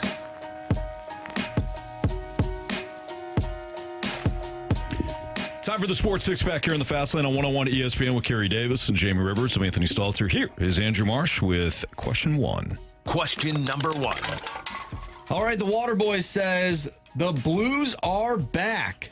But who do you think is a sleeper team this year in the NHL? Florida Panthers. Yeah, you got to watch them. They're flying under the radar for sure, you know. Well, Kachuk's hurt, but I think they're going to be fine. Yeah, what have they done lately, right? Not much. I think a team that you'd have to be aware of, Utah Mammoth. I think that they've got a good squad there. Some of those young players are starting to hit their stride. They've had a good draft. They've added some good pieces, good coaching. Now they've got great ownership. I think the Utah Mammoth is a team that you have to look out for. I don't know if a team is surprising people, but the two other teams in the East that I would look at are the Montreal Canadiens and the Ottawa Senators. I think they're going to have good years. I think the Montreal Canadiens have a lot of really good young talent. They play a fast game. They're going to be exciting to score a lot of goals. They're going to be hard to play with. So those are the teams I think, the three that'll be on the podium for me. Do you say the Mammoth because they had been one of these teams that have drafted high consistently, and now that they've got their new city and of course that stadium that was a mess in Utah, like all that is behind them now? Did I say Utah? I meant not they're Arizona. In Utah now. I meant Arizona. Yeah. Are you thinking it's just the collection of talents?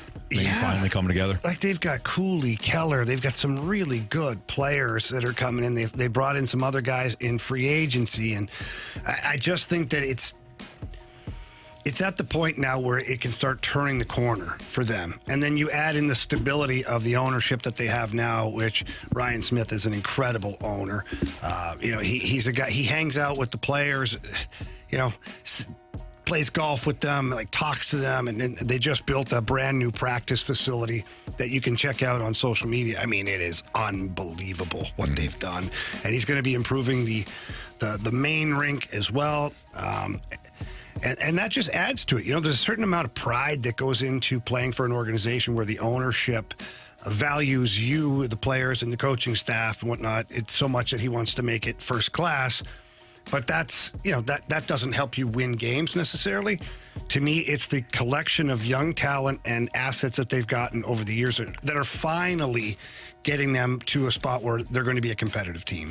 Going back to the question mark, should they say excluding the Blues? Because I think the Blues would be... It didn't say excluding the Blues, but I would have to believe other than the Blues who would be that sleeper team. I think we're in the camp of the Blues aren't a sleeper team. At least that's how I feel. They made the playoffs. Well, Army himself just said we're not sneaking up on anybody anymore. So what about, and you guys can crush me on this one, what about the Ducks? So I was going to bring them up. Joel they have Quenneville. Coach Q now. I actually think that the Ducks, if they are to make the playoffs, they end up taking that spot that the Kings have had. I was not a fan of what the Kings have really done this offseason. What about you, Jamie? Yeah, no, I don't think they did a whole hell of a lot. It was a kind of a weird offseason for the LA Kings. In fact, they got older. Ken Holland, I love the man and think the world of him. I hope he has a master plan because right now I'm just not sure. The Ducks, I don't think they're ready yet to take that step. Even with Joel Quenneville, they still have contract problems going on with Mason McTavish, and I think they're a good young team. I don't know if they're sneaking up on anybody just yet, but yeah, you do. The Joel Quenneville factor is real, and he might be able to get an extra, 3% out of this team. What about Columbus? Columbus, good team. It kind of feels like a lesser version of the Blues because it's the rebuilding project. They're not that rebuilding project anymore. They've got the first line center. They got, an NHL level blue line that's pretty good. Well, if you just go back and you look at the standings from last year. Let's see, that's the playoffs. That's not good. That won't do it. Why is it doing that? Weird. Did it toggle on you, Jamie? It is absolutely toggled the hell out of me here right now. Anyways, the Columbus Blue Jackets did better than what anybody thought they were going to do as a hockey club. And so that was, something that you look back and go, okay, that's something to build off of for sure. They could be a team like that. They got good speed. Werenski on defense is a Norris Trophy caliber player. I like the coaching there as well. So, yeah, throw them in the pile, too. All right. Question number 2. From the 309, should Luke Altmaier be more in the Heisman talk? Stats are pretty good through 3 weeks. I'm not going to say no, but I think right now, the Heisman talk and the Heisman Trophy candidates, I think it's wide open. I think it'll go to, I think John Mateer, the quarterback, the transfer quarterback from, where did he come from, West Virginia? Or Washington State, down in Oklahoma. I think he's one of the favorites now. It started off as Arch being the favorite. So Heisman is you usually have to have one of those Heisman moments. And if Luke Altmaier, we were just talking about the 4 teams that are coming up here that are probably all 4 of them going to be ranked at some point. If you're able to go through that gauntlet and come out 4-0 and play your butt off and play at a high level, Luke should be talked about in that conversation. Right now, I think we're focused more on just winning games, and if that comes with it, then that's awesome. But I wouldn't say right now, no. You brought up John Mateer, and I think he's drawn a lot of early buzz, and it's great. He's been a fun player to watch. I also think the style in which he plays, and he does like the jump pass for no reason and all that. I think the style in which he plays, the wheels could fall off pretty quickly too for Mateer. Yeah. It could be one of those situations where he just rides the momentum, he brings a lot of energy, and he plays well, and he avoids big time mistakes. But the way that he plays could lead to one of those moments. Remember Jackson Dart last year? I forget who he was playing, but he just completely fell apart for Ole Miss. Was it Georgia? I don't know if it was, maybe it was Georgia, or it was I think it was a home game. Yeah, I think it was Georgia. It may have been Georgia. I can't remember, but I it completely fell apart for him. And I think John Mateer plays. He doesn't play the same way as Jackson Dart, but he's got one of those combustible elements to his game.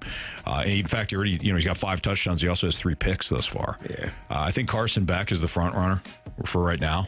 He's playing really well. Carson is playing really well. Yep. Marcel Reed, I think, is going to draw some attention more. And I know you don't like him, but I think Gunnar Stockton's starting to draw some attention, too, the way he's playing. I don't dislike Gunnar. You don't like him? Nah. It's all right. 4 tutties, no picks? No, it wasn't Georgia. They beat Georgia last year. I don't know who it was. It's a home game. Florida? No, they played at home. They played at Florida. You know what? I'll go ahead. Kentucky. That sounds right. They lost to Kentucky at home. There you go. That might be it. Yeah, maybe. Question number 3. Can't find it. To hell with it. From the 314, what is the over-under on how many Cardinals players that will not be here next year? Ooh. If you were to set a number, what would that be? And let's talk about more so like the main dudes. Let's not throw a Jose Fermin in there. We're talking about the main guys. I got 4.5. Oh, I don't have that much. 2. Miles. 2.5. You got, Miles. You might need him. You need 2 or 3 combo infielder, outfielder, whatever that is, whether that's Gorman or Who's leaving? Arenado. Easier way to do is who's leaving. Bar. I'm giving you names. Miles is gone. He'll be back. He probably will, but I'm going to put him on this list. Arenado, Gorman, Newt. You think all those guys are going? It might be Gorman. I said 4.5. I wouldn't. I said 2.5. I wouldn't exclude Gorman being traded either. Yeah, I think Newt for sure, but I think they at least attempt to move him, Newt, and then I think they explore trading Gorman. You said 2.5. 2.5. No, I got 4.5. Be over that. Of main guys? Yeah, we'll see. Are we including Michaelis? Can we meet at 3.5? All right, well, sure. Michaelis, Newt, Arenado. I think they with the way Palante from. finished the season, they're not getting rid of Michaelis. I'm just one of those catchers. One of those catchers. Poso, but is he a main guy? Like I wouldn't consider him to be a main character. I guess we need rules. We need to know what the rules are. I don't like the rules. Like, you came up with the game. People that didn't. He did. I would say players that were a part of this previous regime's plans in any way, shape, or form. I don't think Pozo was a part of the plans. He was just... Well, neither is Pajes then. So, Pajes was part of the plans. No, he's he a wasn't, returner, though. because it was supposed to be Contreras. No, it was supposed to be Herrera. Get your catchers then correct. Herrera.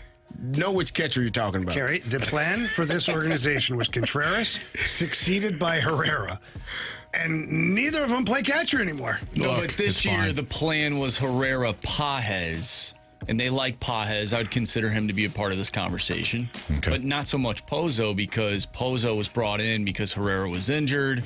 If Herrera doesn't get injured and plays catcher all year, maybe Pozo's not a part of the conversation. Maybe. All right, we're going to continue our Sports Six-Pack. Part 2 is coming up. Keep those questions coming into the Air Comfort Service text line, 314-399-9646. Part 2 of the Six-Pack next.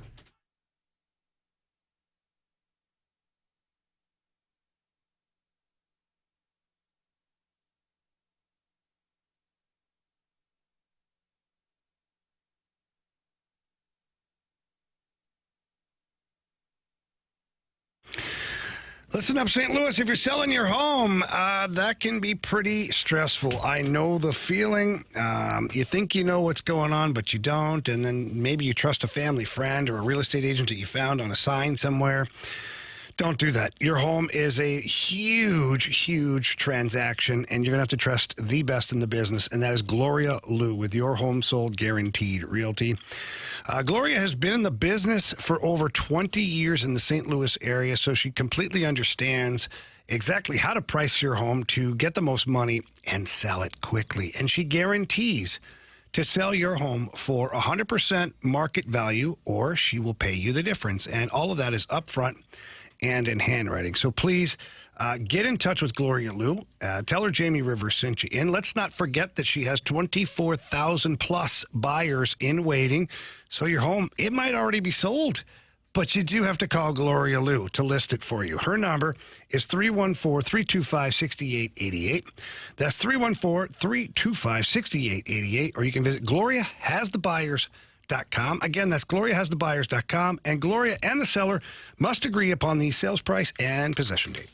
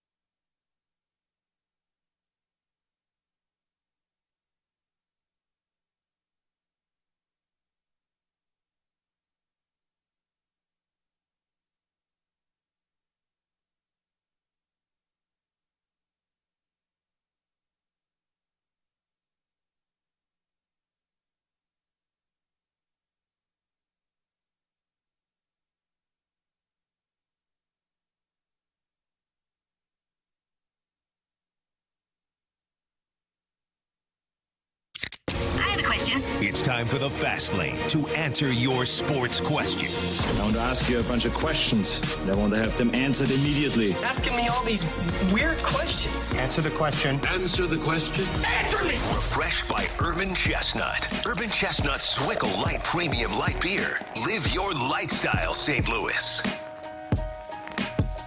Part 2 of the Sports Six Packs is right now, so if you have a question, you still want to get in, you can. Send it to the Air Comfort Service text line at 314-399-9646. We're on question 4 right now. Marsh. Question number 4. All right, from the 314, can you explain why right-handed defensemen are more rare in hockey than left-handed ones? Seems opposite everything else. Yeah, so without getting too deep into the weeds on it, most people are right hand, like that's their strong hand. That's my strong hand. That's my strong hand. That's my strong hand, child. So a lot of the time, the right-handed, dominant hand, right hand, will be at the top of the stick because it controls the stick when you're playing a defensive way. And when you're stick handling, the top hand does all the work. So therefore, your stronger hand would be at the top of the stick, which means your left hand is on the bottom of the stick. It means you're left-handed at that point. You're shooting left-handed.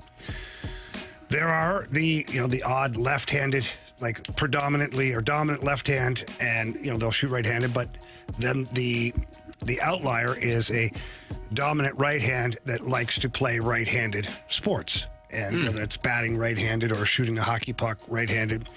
So it's rare that you have the big right-handed shot defensemen. They're fewer. Now, there's still lots of them, don't get me wrong, but there's fewer overall. The numbers of left-handed shot defensemen are greater. So when you do get a true right-handed shot defenseman that is 6'3", 225, like that is something where you look at it very seriously. And then watching Logan Mailloux skate this morning, he skates very well for a big man. Reminds me a lot of the Broberg, Parayko kind of blueprint as far as getting around the ice. So, yeah, those guys are rare. Question number 5. From the 314, if Mizzou beats South Carolina this week, will their ranking move much with a depleted South Carolina team? It depends on what everybody does in front of them. That's the easiest answer I can give you. They should move up. I understand the question and say, hey, if Sellers isn't there, or even the fact that South Carolina isn't ranked, will they move up that much? I'm sure you're going to see some losses. Auburn is on the road against Oklahoma, for example. Auburn is 22nd. Oklahoma is 11th. So one of those teams will, Mizzou, I don't know if Oklahoma drops all the way back, but if Auburn loses, Mizzou will jump them. Michigan is a very small road favorite at Nebraska this weekend. If they lose, Mizzou maybe moves up a couple of spots. Vanderbilt shouldn't lose to Georgia State, although I think they lost to them last year. Ew. Indiana faces Illinois. If Carey's Illini take care of business against Indiana, will Indiana drop all the way back to 23? Maybe not, but you get the point. It really just depends on what the teams do ahead of you. Utah is 16, Texas Tech is 17. Those two teams meet in Utah this Saturday. It's a weird game. It's like 10 a.m. in the morning local time for Utah. That's weird. But one of those teams will lose, obviously. So, yeah, if they beat South Carolina, there is a 100% chance that they'll move up. Whether that's 1 spot, 2 spot, 5 spot, I don't know. But they'll move up, regardless of the fact that South Carolina is not ranked. Question number 6. This one comes from Pete. Hey, Pete. Who would you guys bet on to win the World Series between the Dodgers and the Phillies? Dodgers. That's assuming you're not choosing the Cardinals. Yeah, I don't think I'm going to choose the Cardinals this time. I think they've got too many questions. Too. I think they got too many questions. Dodgers got some big-time issues, but in my opinion, if you don't win the World Series and you're that Dodgers team, injuries or not, you should be relegated.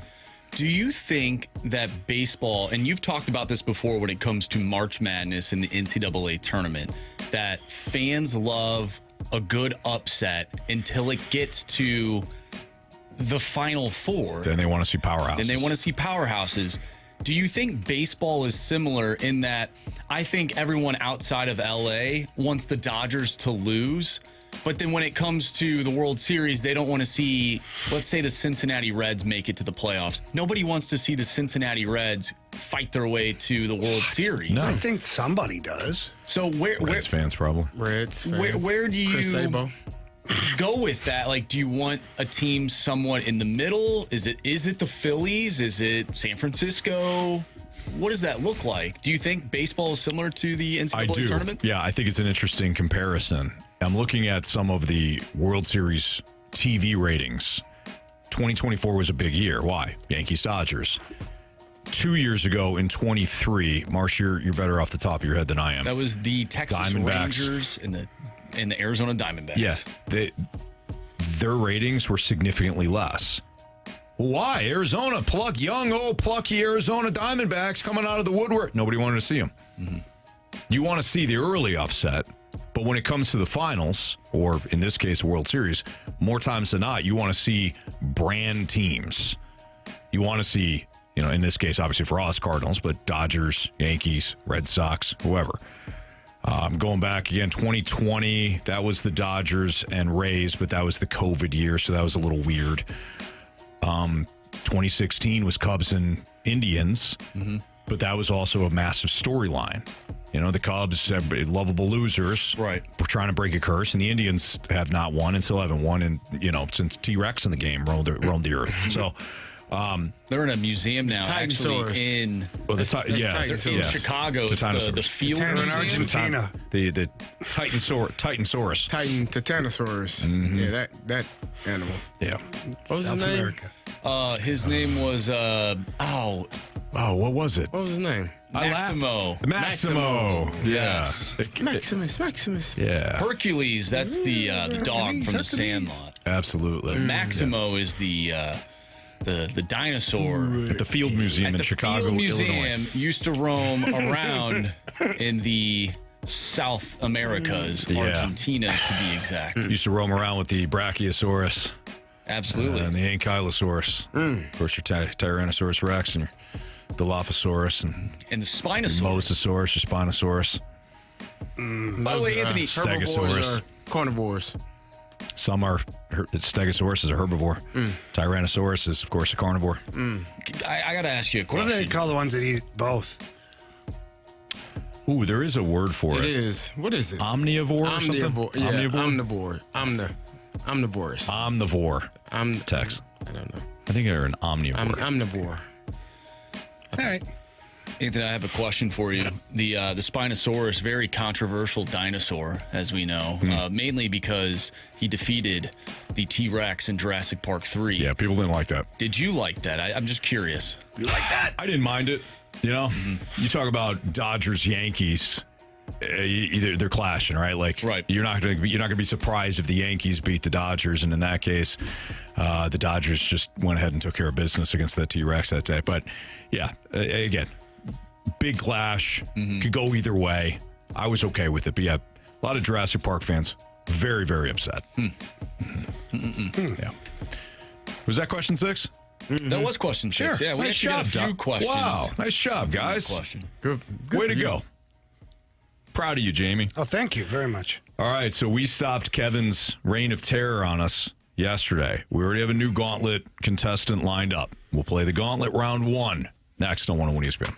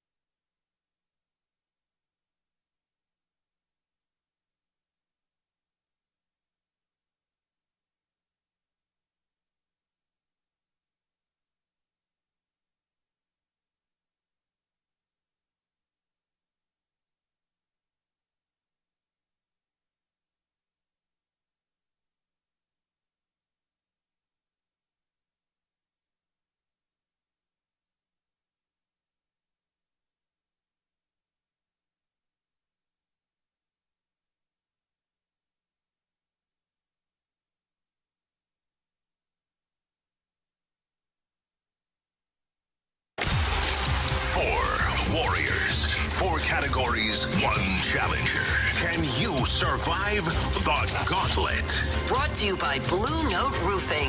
Roofing, siding, and gutters. Visit BlueNoteRoofingSTL.com for a free inspection.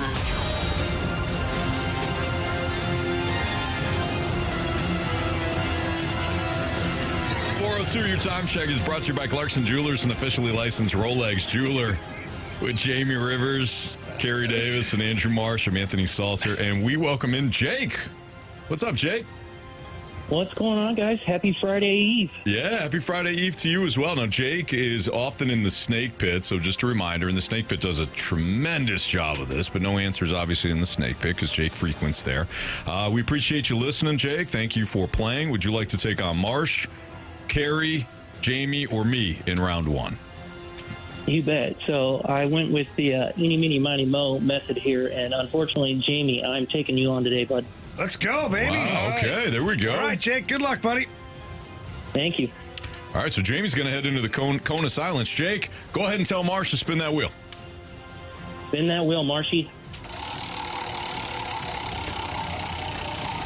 What are you hoping for, Jake? I would normally say baseball, but for the fun of it, let's go random. Okay. That's 2 days in a row that the listener has wanted the category they asked for. Now, yesterday it did not go well for Kevin. He wanted baseball. It just didn't go well. Mm-hmm. It is random today. It's random. It is random. Okay. Yes. All right, so, Jake, you're going to get 4 random questions today. Each one is worth 2 points unless you ask for the options. If you ask for the options, those questions become worth 1 point. Sound good? Let's do it. Sounds good. All right. We're getting the questions here from Marsh. And here we go. All right, question 1.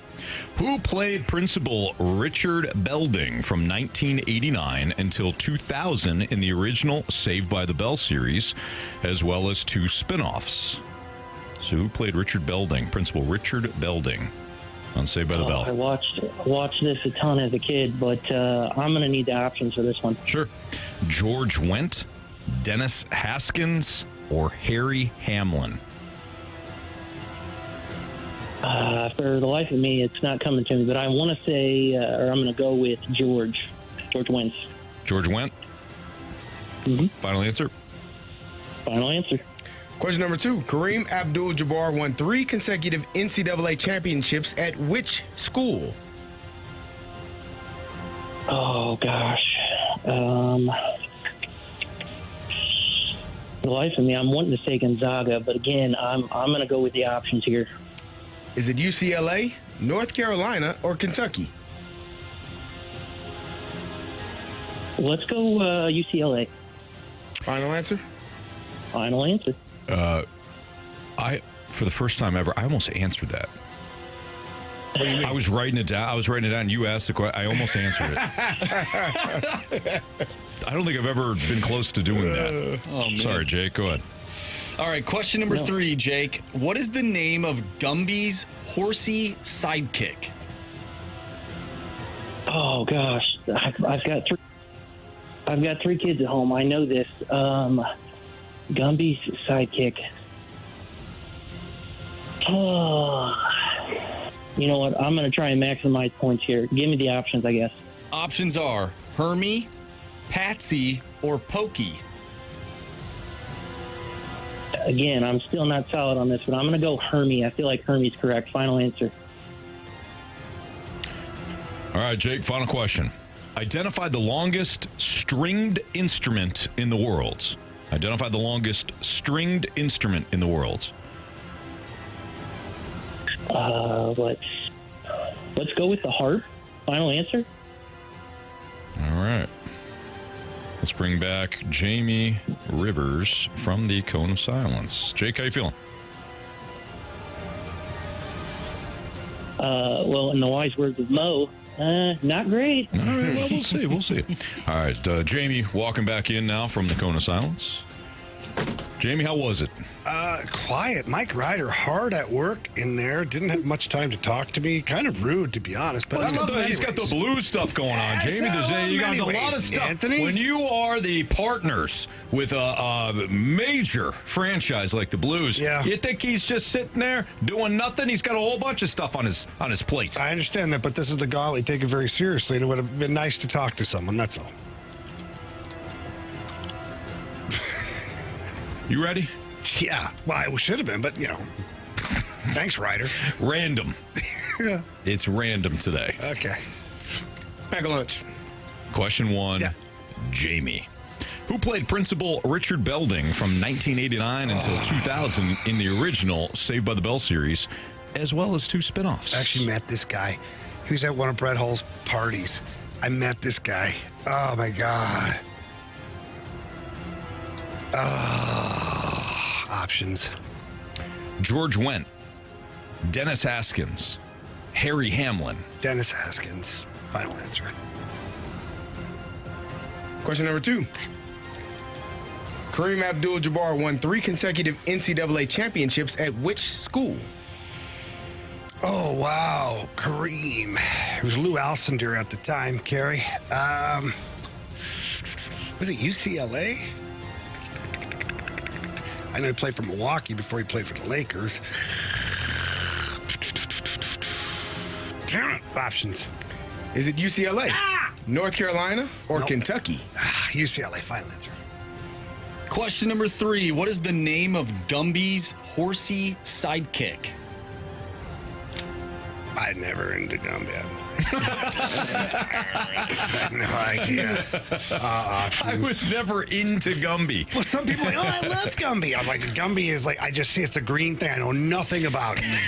And we established a long time ago that he does not have limbs. Yeah, no, he doesn't have shoulders. He doesn't have shoulders. Yeah, he has I guess limbs, he does have shoulders. arms, feet. I don't know if he has legs. I was so sure he did, but then Carey showed me a picture. I'm like, hot damn. He doesn't have shoulders. Maybe Jamie It's does. Yeah. He's like Options, please. Options, yes. Hermie, Patsy, or Pokey? I'll go with the Patsy, Pokey, or Peas. I'll go with Hermie. Final answer. All right, Jamie, question number 4. Identify the longest stringed instrument in the world.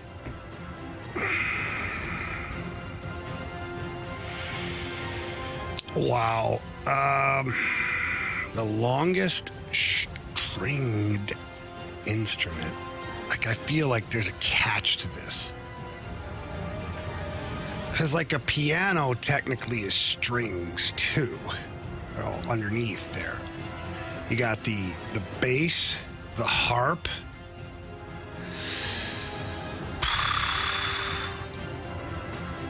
I don't know. Give me the options. The earth harp, the monochrome, or the octo bass. Longest strings. The bass is big, but I feel like the harp is wider. What was the bass one? Octo bass. I'll go with an octo bass. Final answer. Just tip it to the side, Chalo. You have a bass. Marsh quoting his favorite movie. All right, let's go over these. Jake versus Jamie. What is the name of Gumby's horsey sidekick? Jamie, after saying he, quote, wasn't into Gumby, Nope. took the options, went with Hermie. Jake also went with Hermie. Correct answer is Pokey. Pokey one. Actually, Pokey was the answer that we were looking for. Pokemon. Like, that one's taken. Pokey. 0-0. Poke or Pokey? Pokey. Kareem Abdul-Jabbar won 3 consecutive NCAA championships. Where? You both took the options. You both landed on UCLA. Correct answer is UCLA. It was UCLA. Nice job, guys. UCLA. Got a 1-1 tie. Who played Principal Richard Belding from 1989 until 2000 in the original Saved by the Bell series, as well as 2 spinoffs? Jake took the options. He went with George Wendt, who, of course, is Norm from Cheers. But did he also play Principal Belding in Saved by the Bell? No. Jamie went with Dennis Haskins. Correct answer is Dennis Haskins. Dennis Haskins was the correct answer. So Jamie takes a 1-point lead. Had He's a up beer with 2-1. Mr. Belding. How was he? Nice guy? Really nice dude. Seemed like a nice guy. He's a good dude. All right. Comes down to this. Identify the longest stringed instrument in the world. Jamie went with the octobass. How low can you go? Jake went with the harp. Earth harp. If it's the harp, Jake wins. If it's the octobass, Jamie wins. Wait, what's the score right now? 2-1? Yes, but Jake did not use the options. Ah, okay. That's what I was wondering. Yeah, so Jake did not use the options on that one. I don't like this feeling. So Jake would win with the 2-pointer. If it's the octobass or the monochrome, Or anything else. well, we know the options. Jamie wins. Jake. You have chosen wisely. It was the harp. I even said a damn harp. Jake, I thought it was wider than longer. Without the options, you nailed it. It's 21 on. Jake, congratulations. You're going to be back tomorrow to take on either CD, Marsh, or me at the Anheuser-Busch Brewery there for Blues and Brews. Nice job, Jake. Thanks, guys. And as they say in NBA Jam, from downtown. Oh, my. Nice job, Jake. Hey, buddy. Nelly! All right, we'll call you tomorrow, Jake. Nice job. Well, Jamie, you didn't feel good about it. I'm mad at myself again because, once again, I knew the answer. I saw Kareem and I doubted myself. You said UCLA. You did. And Anthony almost said UCLA. He too. almost did. I did. For the first time, I almost answered the damn What'd you question. do? CD read it off, and I was writing down Jake's answer from the previous one. I almost just went. I don't know. UCLA? I almost went UCLA. You were zoned in, huh? I was. Dialed in, locked in. Man. Yeah, Oh, well. All right, Jamie's going to head to the penalty box. And it's kind of appropriate because we're going to talk about what young players need to show up at training camp Yeah, for the sit Blues. this one out. Good luck, guys. That's next on 101 ESPN.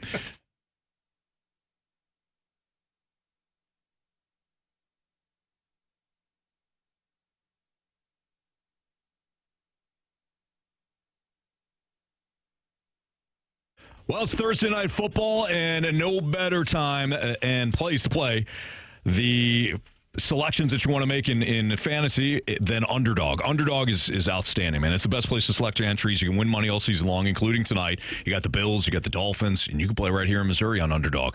Devon Achane, 41.5 receiving yards. Give me higher on Devon Achan's receiving yards total. You figure that the Dolphins are going to have to put the ball in the air a lot because they're going to be trailing a lot. Josh Allen, let's go higher than a half of a rushing or receiving touchdown. You know that the Bills love to use him on the goal line. Those are my picks. If you want to sprinkle in some of your own or fade me, you can do so. Play at Underdog. Playing on Underdog is easy. Like I said, just pick a couple of players that you like or don't like when it comes to the matchup. Choose whether or not to go higher or lower on their stats, and they've got all the stats for you. They've even got fantasy stats listed, and you could win up to 5,000 times your cash and play for as little as $1. So download the app today. Sign up with my promo code, and it's just my first name. Just remember our first name, Anthony. Type in Anthony, and then you're going to score $50 in bonus funds when you play your first $5. Again, that promo code is my first name, Anthony, at Underdog. Millions of fans have already won billions making plays on Underdog. Will you be next? Underdog, make plays, win money. Must be 18 or older in present Missouri. Terms apply. See assets.underdogfantasy.com/web/play and get terms _DFS_.html for details. Concerned with your play, call 1-800-GAMBLER or visit www.ncbgambling.org.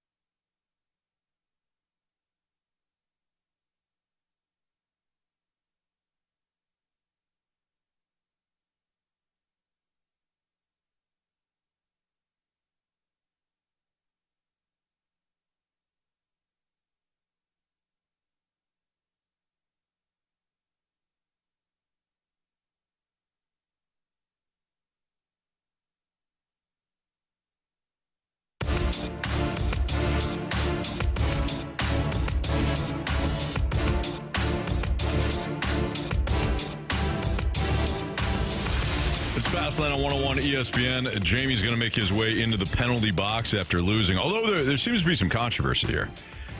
Nate in the Snake Pit says that apparently there is a octobase in like a museum because that's how big it is. It's massive. But Jamie's not in here right now. He thought he lost, so he did. To hell with him. It's over with. Yep. All right, so what do the young players, Carey? What do the young players need to show at training camp for your St. Louis Blues? You were once a young pup in a training camp with the Indianapolis Colts. Much like what Marshy was just talking about to us in break, taking coaching.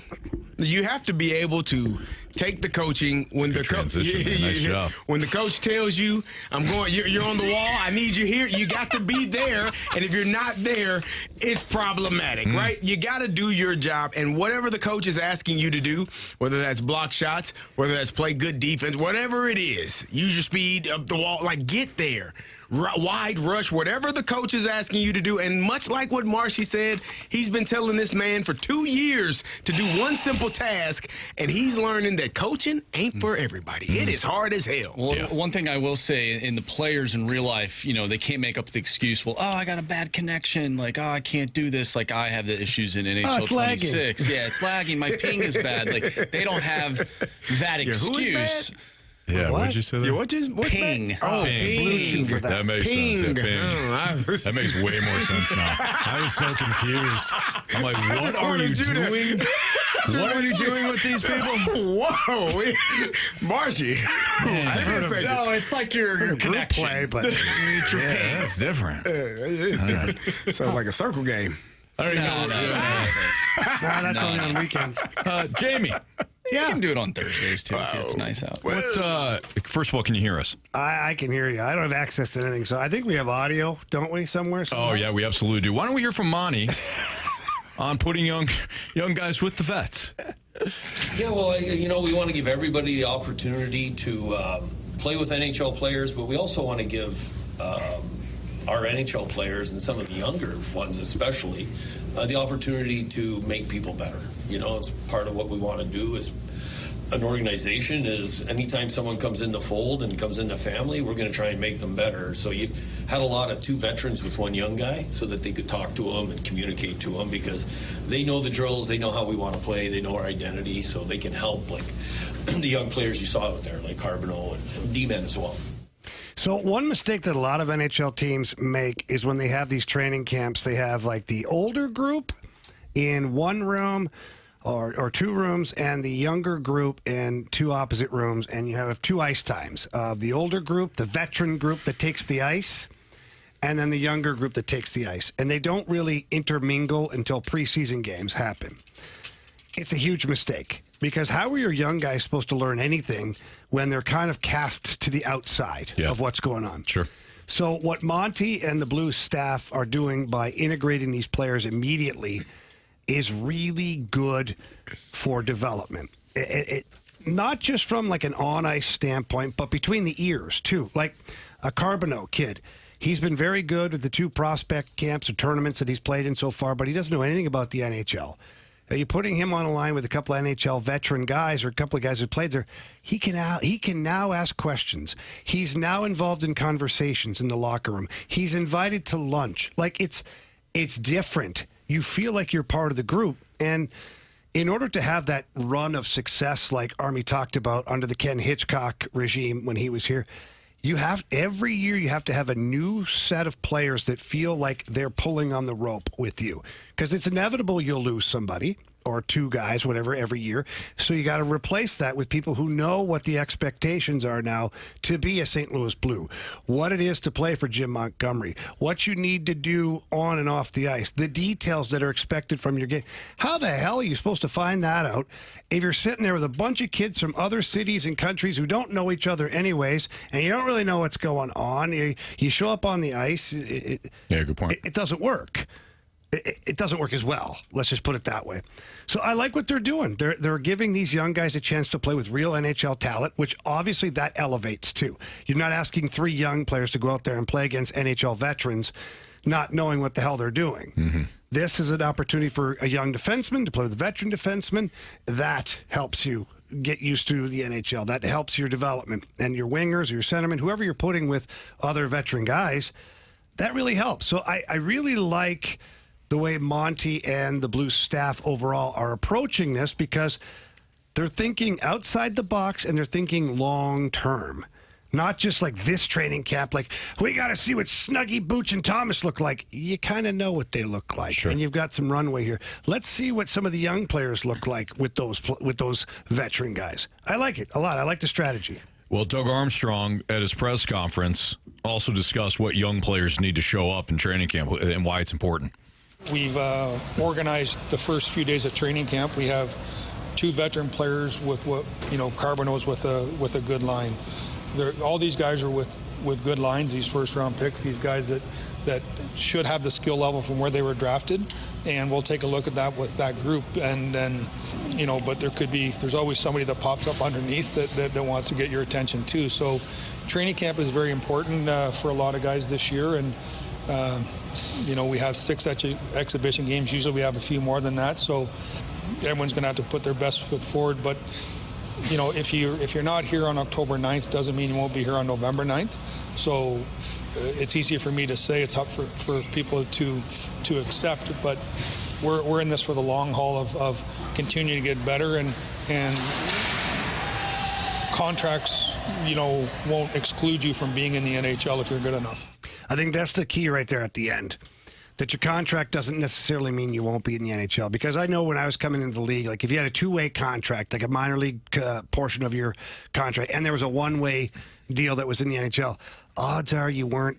The NHL teams were reluctant to never sending a 1-way contract to the minors. They just were. Mm-hmm. It ain't that way anymore.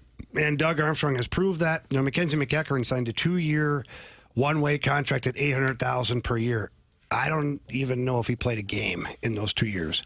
Played in the minors for 2 years, making $800,000. Army was fine burying that.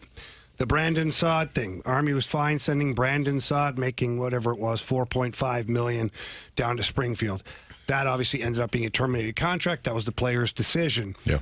So I think it's important for players, young players especially, that if they have the 2-way clause in their contract, they don't feel defeated. And the fact that he said, if you're not here on October 9th doesn't mean you won't be here on November 9th, that's true. There are lots of things that happen. There's injuries that happen.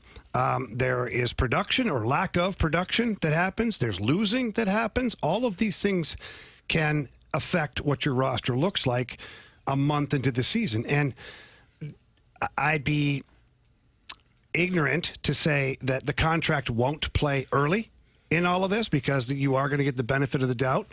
But if your contract doesn't save you a month into the season, you're going to find yourself on waivers headed to Springfield, the American Hockey League, and then whoever's ready to come and take your place will get that opportunity. So I think Army, not only is he saying the right things and Monty's saying the right things, I think what they're doing is they're letting you know what the expectations are to be a St. Louis Blue. Like, you come to camp, nothing is guaranteed to you except there's the top tier players. We know that that's a different set of rules for those guys. But the bottom 6 forwards and the bottom 2 defensemen, those spots are always available. And if those guys don't come to camp ready to go or can't perform early in the season, that's why it's important. And that's why Basil McRae, eons ago, told me, the very first time I got sent down to the minors, come off a great game in Washington, I'll never forget it. And I got sent down to the minors, I was heartbroken. And he said, hey, kid, you have two things you can do. You go down to the minors and pout and drag your ass and stay there for the next 2 months or 3 months or 4 months or whatever. Or you go down there and you dominate and you play so good they have to call you back up. Nice. So that's the only 2 things you can do. Yeah. I went down there, played my butt off, and I was back up within 7-8 days. So that's what you have to remember as a young player is it's not always the what's happening on October 9th. It's sometimes how you respond to the adversity that moves the needle even forward for you more so than somebody else, because they know now what your character is. And this team here in St. Louis, for a long time, has been built on character players. And I think that matters a lot. Well said. That's Jamie Rivers, Carey Davis, Andrew Marshall, Anthony Stalter, the Fast Line on 101 at ESPN. Well, the NCAA has made a big decision to eliminate spring transfer portal, that window in college football. Carey can tell you what it means and what the domino effect is and what it could be created by these changes. That's next on 101 ESPN.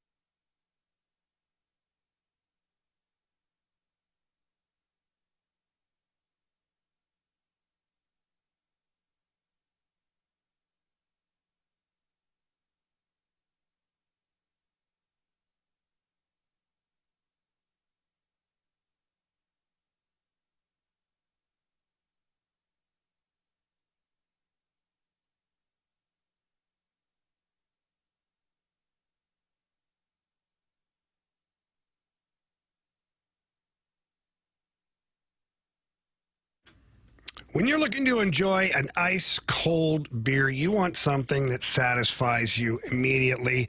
And I can tell you this about my friends over at Urban Chestnut.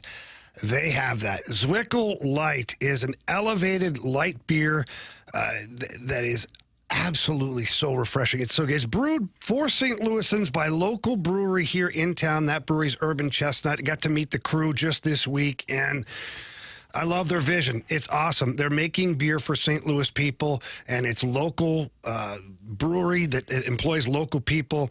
It's cool. It's really awesome. And the beer itself, man, is it good. It's crisp, clean, refreshing. Only 95 calories. That's right, Carey. Only 95 calories, 3.7 carbs.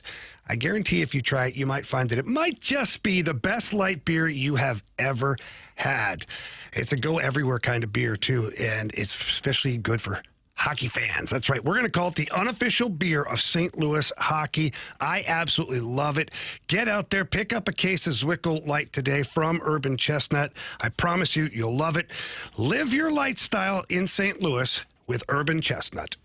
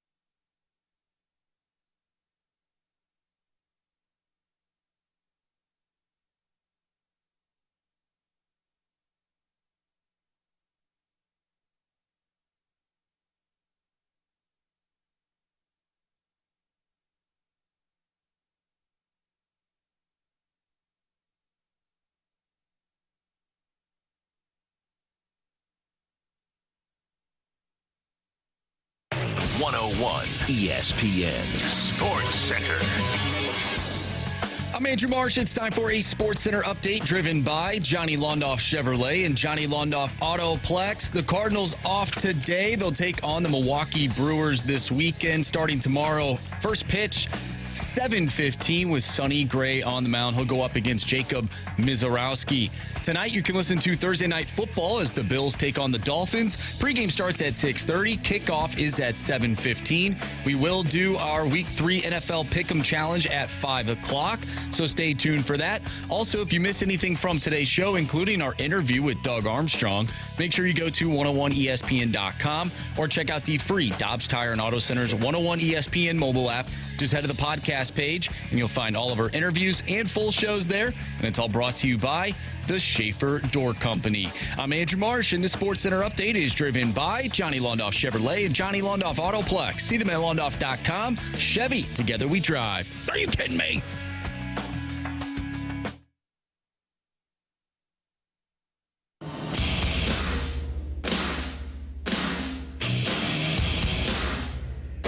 It's Fastlane on 101 ESPN with Andrew Marsh, Carey Davis, and Jamie Rivers. I'm Anthony Stalter. So the NCAA has decided to eliminate the spring transfer portal window for football. They're officially moving to a single offseason transfer portal. They announced that decision on Wednesday after the Division I Administrative Committee voted to approve a change that eliminates the spring transfer window, but did not sign off on establishing the January 2nd to 11th as the lone portal window for FBS and FCS players. In response to feedback from student athletes, the FBS and FCS oversight committees will discuss modifying the dates and length of the proposed January window.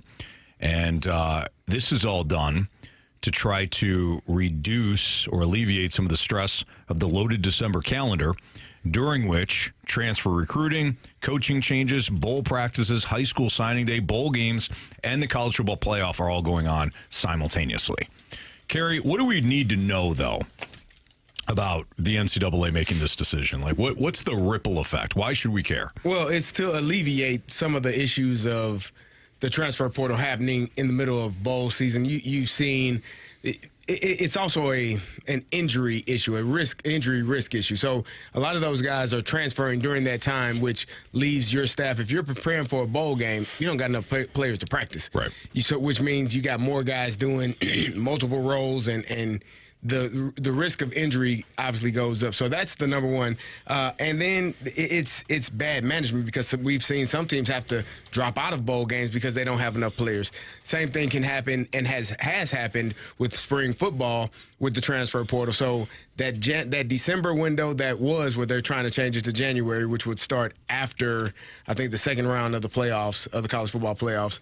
So they're trying to change that one from December to January and got rid of the April one completely, because the April one was the one where you also have the same issues, guys transferring in the middle of spring ball. There have been so many spring games that have been canceled or just haven't happened because you don't have enough players to go through the entire spring and practice and prepare. So transfer portal is a wonderful thing. I think having the opportunity to leave and go to a different place if another job wants to hire you and pay you more, because that's essentially what's happening for some of these young players. Mm-hmm. And the fact that, old man, old woman is upset that, they leave it, whatever.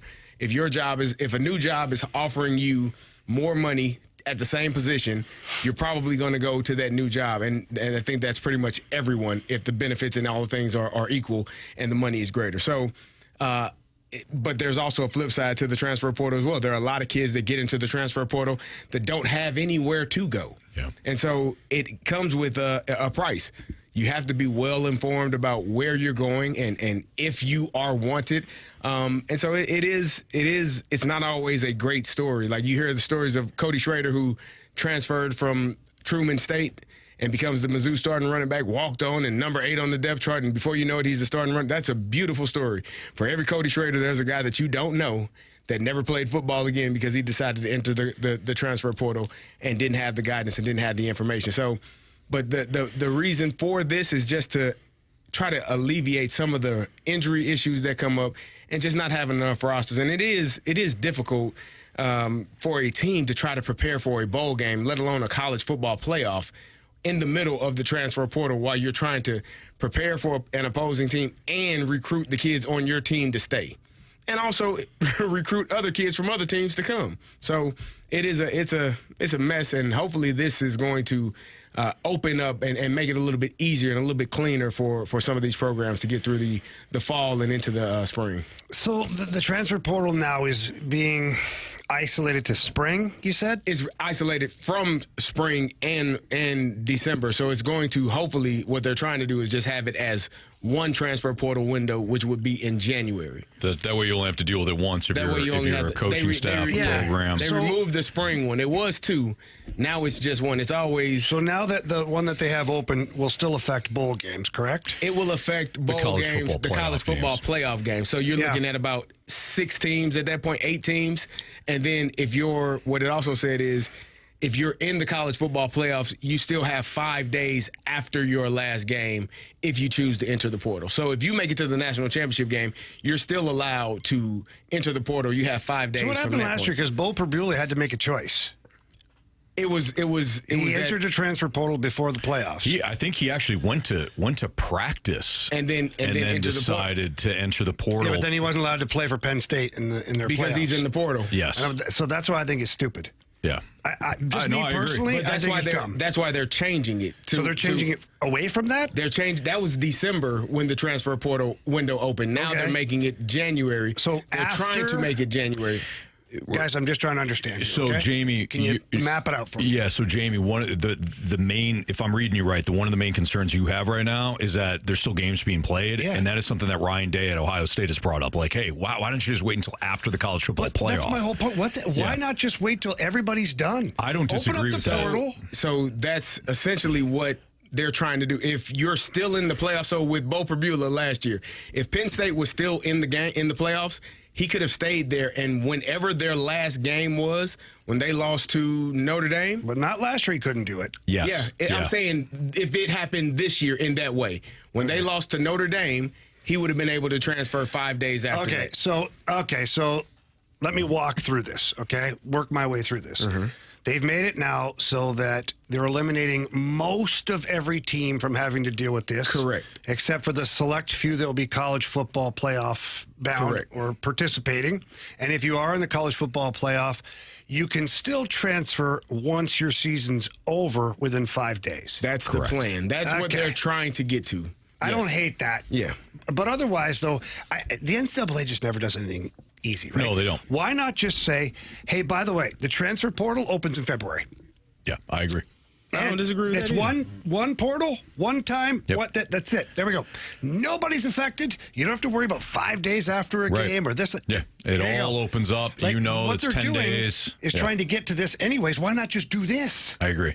Because you still may have a couple. Like you may have your backup guard say, "I'm out." Okay, well, we're still fighting for a national championship, but he's looking at possibly playing or starting for somebody else. Yeah. Why not make it until afterwards? Like February, end of January, whatever. Whenever you're moving done. it anyways. Yeah. And I like the fact that they are combining it. I don't like you had December and then you had April or something. Yeah. That's ridiculous. Imagine being a coach. And I realize that the coaches also take advantage of certain loopholes. Mm-hmm. It's not just the players. But April comes about, and you're ready. You're ready to go for spring practices, and you got more transfers. You got people that are not on the Coach, roster. By the way, changed my mind. Yeah. I'm out. No, you got 10 days. So if you want to transfer, fine. But you got 10 days. You got to figure this out in 10 days. I like what they're attempting to do, and hopefully they still made it too confusing. Just common sense still has to prevail. Make it easy. Well, it's like you said, it's NCAA. They ain't gonna do that. What are you talking about, Jamie? I know, Carey. Yeah. You're Canadian. What do you know? You don't have college football. No, we do. You got NCAA football? No, you got university football in Canada. CIAU, they call it. CIAU? Yep. See you where? Wherever you are. Okay. We'll see you on another time. How important is that's how it goes. Dylan Holloway to the success of the Blues? That's next on 101 ESPN.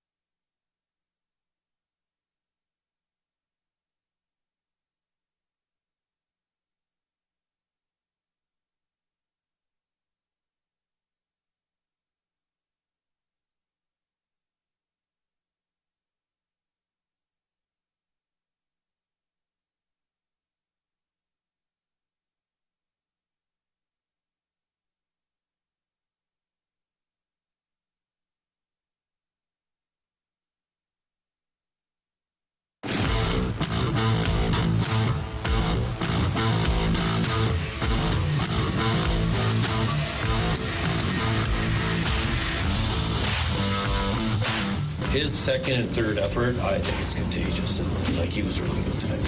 It was a pleasant day to see him back out there.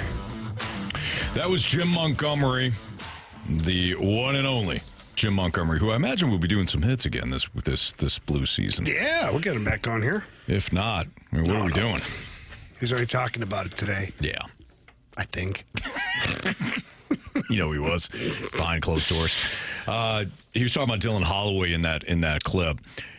I mean, this is kind of an understated question, but how important is Dylan Holloway to the success of the Blues this season? Well, I mean, they almost won without him in the playoffs, but imagine if they did have him. Well, if they had him, I think you see that. I think the Blues win that series in 6 games. Sweep. I don't know about that. Sweep. Winnipeg's a pretty good team. Especially, look, Jamie, they can't prove it, so just say sweep. Okay, sweep. Sweep. Thank you. Everybody make every answer. Say aye. Thank you. Aye. Okay. But now, Dylan Holloway, we saw what he was able to bring to the table. I mean, he's a great skater. He's a big guy. He can play physical, an elite shot, great playmaker. Like, everything you're looking for in a player, Oilers. And, it's great to see him back on the ice, and he looked 100% healthy. And, it's not always just on the ice that matters with a player, specifically a young player that you're going to be building around. It's all areas of the game. And so we heard Monty there at the beginning, Doug Armstrong, with his press conference that he had yesterday. Naturally, he was asked about Dylan Holloway. And here's what Army had to say about the player.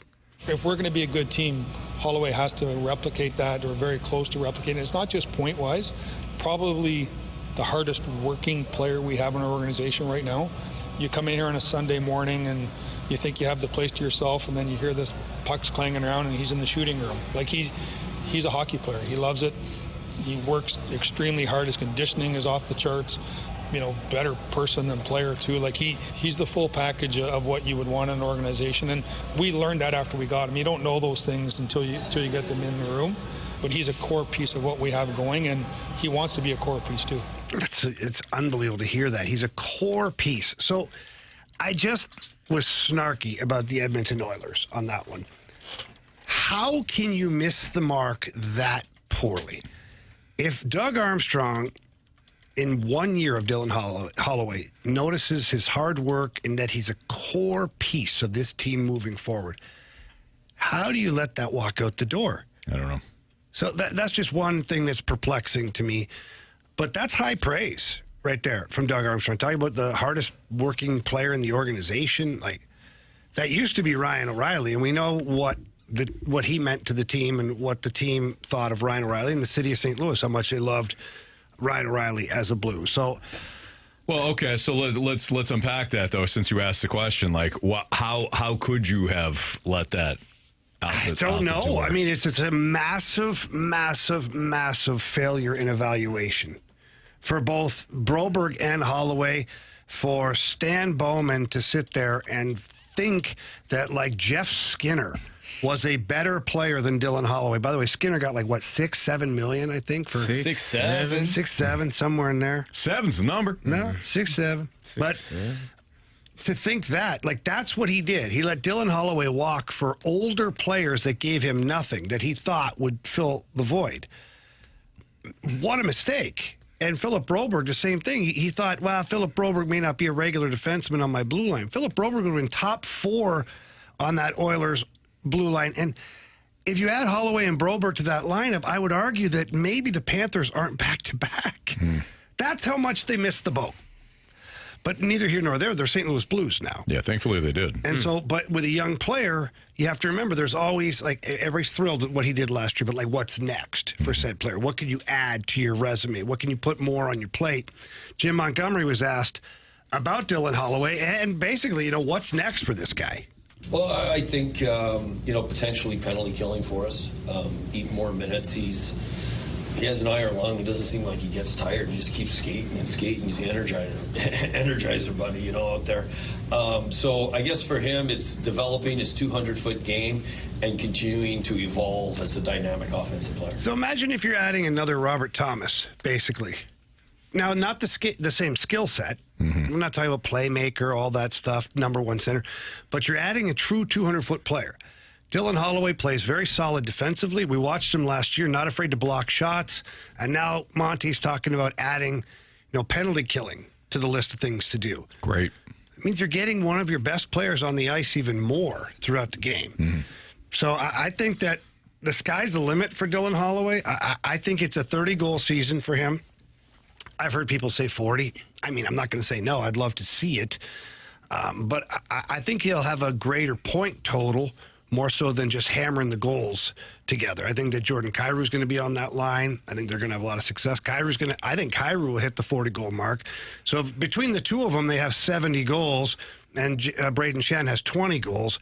It's 90 goals for a trio there. Right. That's successful. Sure. I'm not even talking point totals. That's just actual goals. So it's a good sign for the Blues that they have a young player in Dylan Holloway who now, just within the last 5.5 minutes of talking about, he's one of the hardest working players. He's a pillar. He's going to be a 200-foot player. He's going to penalty kill. You're expecting more production from him. Yeah, that's why you draft those guys, Yeah, that's why you draft those guys. That's why you draft them high in the first round. Yeah. And usually you keep them. Right.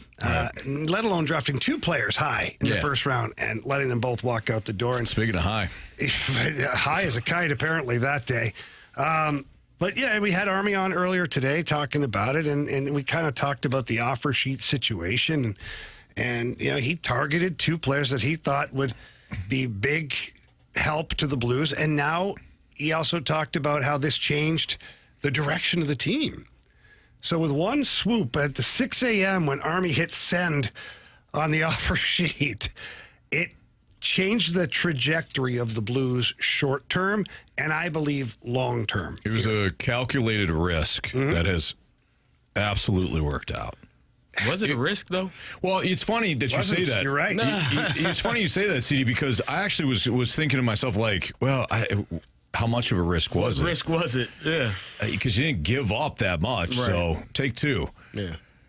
Well, Army said it was no risk. It Army just said worked the out. risk was that we had to play our first rounders sooner. Right. Yeah, that's true. He said that's the risk, is he wouldn't have had the ability to develop these players what he believes to be at the proper pace. Yeah. They would have had to throw them into the fire a little sooner. Yeah. Hence, there would have been some failure, and then who knows what ultimately happens to that player. But, man, you talk about a gamble. I think that's a better word than risk. The gamble of sending those offer sheets out there, and you were hoping to get at least one of the players. Mm-hmm. And you got them both, and it's changed so much for your organization. Well, maybe you end up turning into what we're seeing down the street with the Cardinals, where you're bringing up these young guys, hoping that they would step into a role that produces at an elite level, and they're not. And because we expect that as a fan, we're getting frustrated, and it's not really working out. They're not moving through the organization in a very good situation. You could say it's a toxic situation right now with what's going down the street. Yeah, you're right. Yeah. I have to push back here against a texter who's just been, just up my you-know-what for the last couple of days. 314 yesterday said, Jamie drinking the Kool-Aid again. Lists of players that Army's let walk. Mikkola, Petro, Dunn, Wallman, Edmondson. Edmondson was going to be a free agent. Mikkola was going to be a free agent. And Petro was a free agent. Vince Dunn, you lost to the expansion draft, so you had no choice in that. The other team came to get you. And Wallman just never met expectations here in St. Louis. So if this is your comeback, or if this is what you're telling me about drinking the Kool-Aid, you obviously didn't look at their contract situations and what Army was going to be able to do. And he goes back today, Nico Mikkola, a top D, let go for nothing. Nico Mikkola was struggling to stay in the NHL when he played for the St. Louis Blues. And he was set to be an unrestricted free agent, which is why he was traded to the Rangers. So it's not like Army let these guys walk or lost these players. He had no choice in the matter. He would have got nothing for them otherwise. It would have been the Matthew Tkachuk thing in Calgary, where Calgary had to trade him or they would have lost him for nothing. So all these names that you bring up, it's a fraud, what you're bringing up. Well, we also bring up the fact that... And Petro was a free agent. Petro was a free agent. He walked, so you lost him anyways. But true. But what I'm saying is Petro was the only player on that list where you could make an argument and say, hey, he should have put the full court press on it. Could have, but Petro otherwise, still had the final say. Very true. You know, but all these other, like to your point, all these other players, like what are we even talking about? I don't even get that. It's weird. We always bring up how Dylan Holloway and Philip Broberg, maybe they aren't the players that they are right now in St. Louis, given the ice time that they would have had in Edmonton, or at least what we thought that they would have because of the other players on that team. You could make the same argument about some of these other players who have developed in other organizations. Maybe they aren't the player they are right now if they're still with the Blues. Very true. So you can't say one thing and not say the other. Absolutely. All right, it's Fastlane on 101 ESPN. Week 3 NFL Pick'em Challenge. Next on 101 ESPN.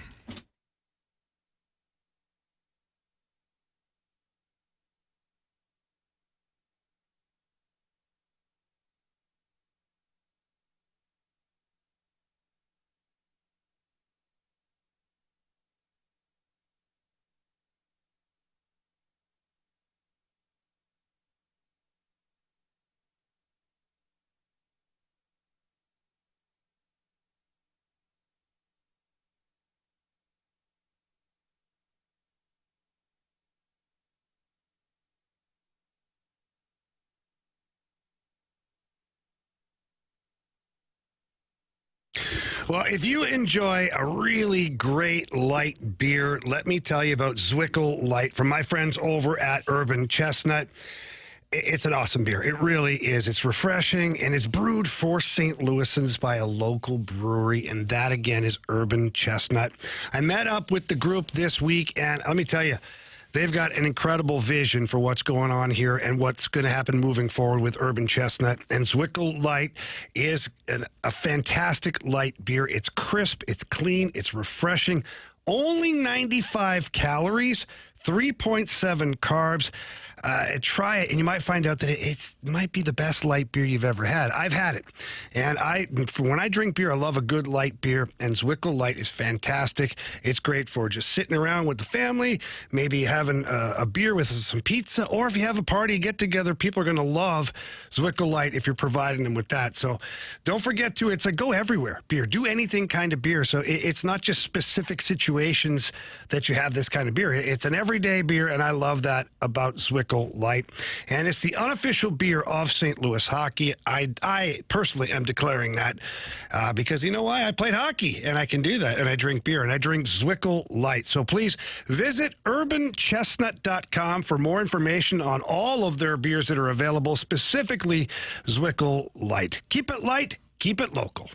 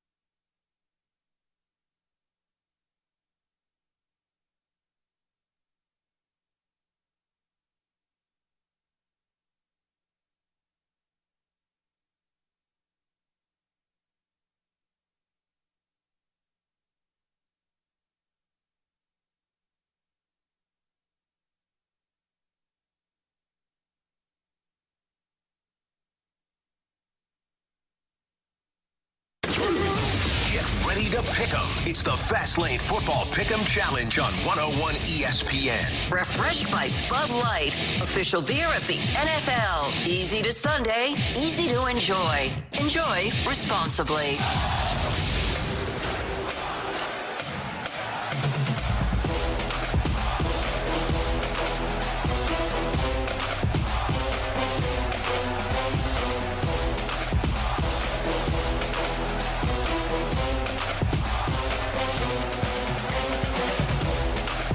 Time Check is brought to you by Clarkson Jewelers, an officially licensed Rolex jeweler with Andrew Marsh, Carey Davis, and Jamie Rivers. I'm Anthony Stalter.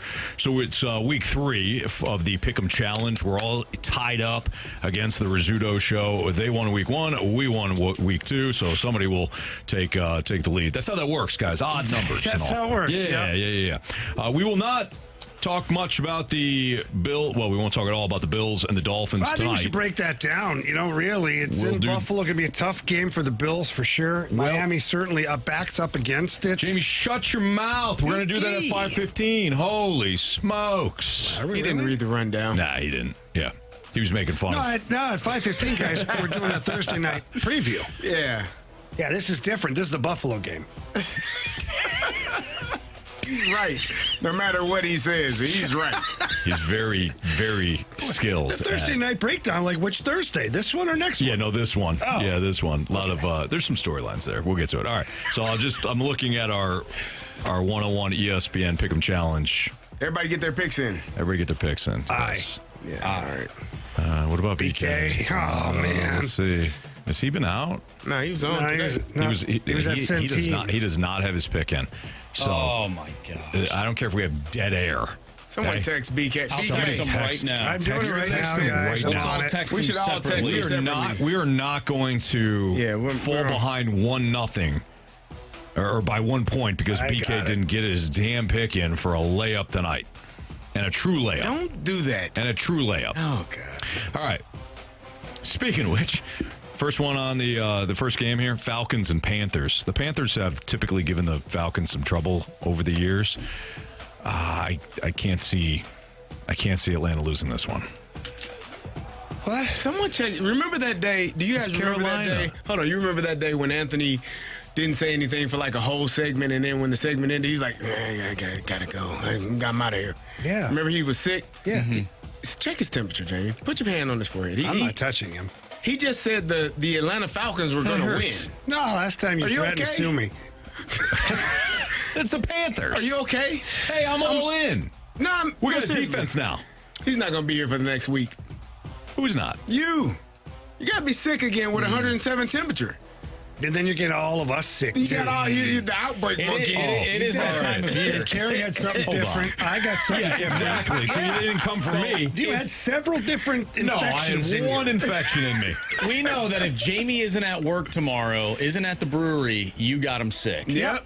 Oh, stop it. I sit closest to you. This man has had the day off for months. What? Tomorrow. What are you talking about? Planning this one. Yeah. Yeah. I'm watching you. All right. Falcons? Aye. All right. Packers. We don't need to talk about that. They're playing the Browns. Texans and Jaguars. I'm going Jags. I got Jags. Really? I have the Texans. I can't imagine them starting 0-3. I didn't really like what I saw on the field for Jacksonville against Cincinnati. Jake Browning comes in, wins that game. I had the Jacksonville Jaguars winning this division, but I'm not really liking what I'm seeing so far. You're already like, you are pulling the ripcord. Wow. You're off the on Jags? Jacksonville right now. I'm not off of them entirely, but for this week, I just can't see Houston falling to 0-3 to start the season. I really can't. So even though they're on the road, I see Houston winning. I really like the Texans' defense. They're physical. They play with an edge. Got a little violence to them, Jamie. Violence. Like them a lot. Okay. So right now I'm on the Texans. I'm on Jags. I'm on the Jags. You get the battle of backup quarterbacks in Minnesota. You got Jake Browning and the Bengals versus Papa Wentz and the Vikings. Which way are you leaning on this? I went Vikings. I think the Vikings win. Yeah, at home, too. Yeah, at home. I think now that Kevin O'Connell has rid himself of J.J. McCarthy, and he got the quarterback he wants, I think the Vikings look good He this wanted weekend. J.J. McCarthy. He drafted him number 10 Give me the Vikings overall. now that he's got the quarterback he wants. Okay. And give me the Bengals. They have the better team. And Jake Browning has been in that offense more than he's gonna 2 be weeks. behind that offensive line, too. Carson Wentz been there 2 weeks? Yeah. Yeah. Had a good day. He finished. Dead last. Find Justin Jefferson. That's all he's got to do. Yeah. That ain't happened yet. Find Jamar Chase. That's all you got to do.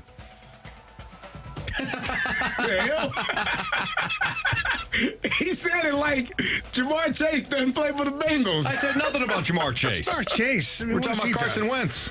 What he has to do. Who's got the better defense? What year is it? Minnesota. What year Who's is got the better coaching?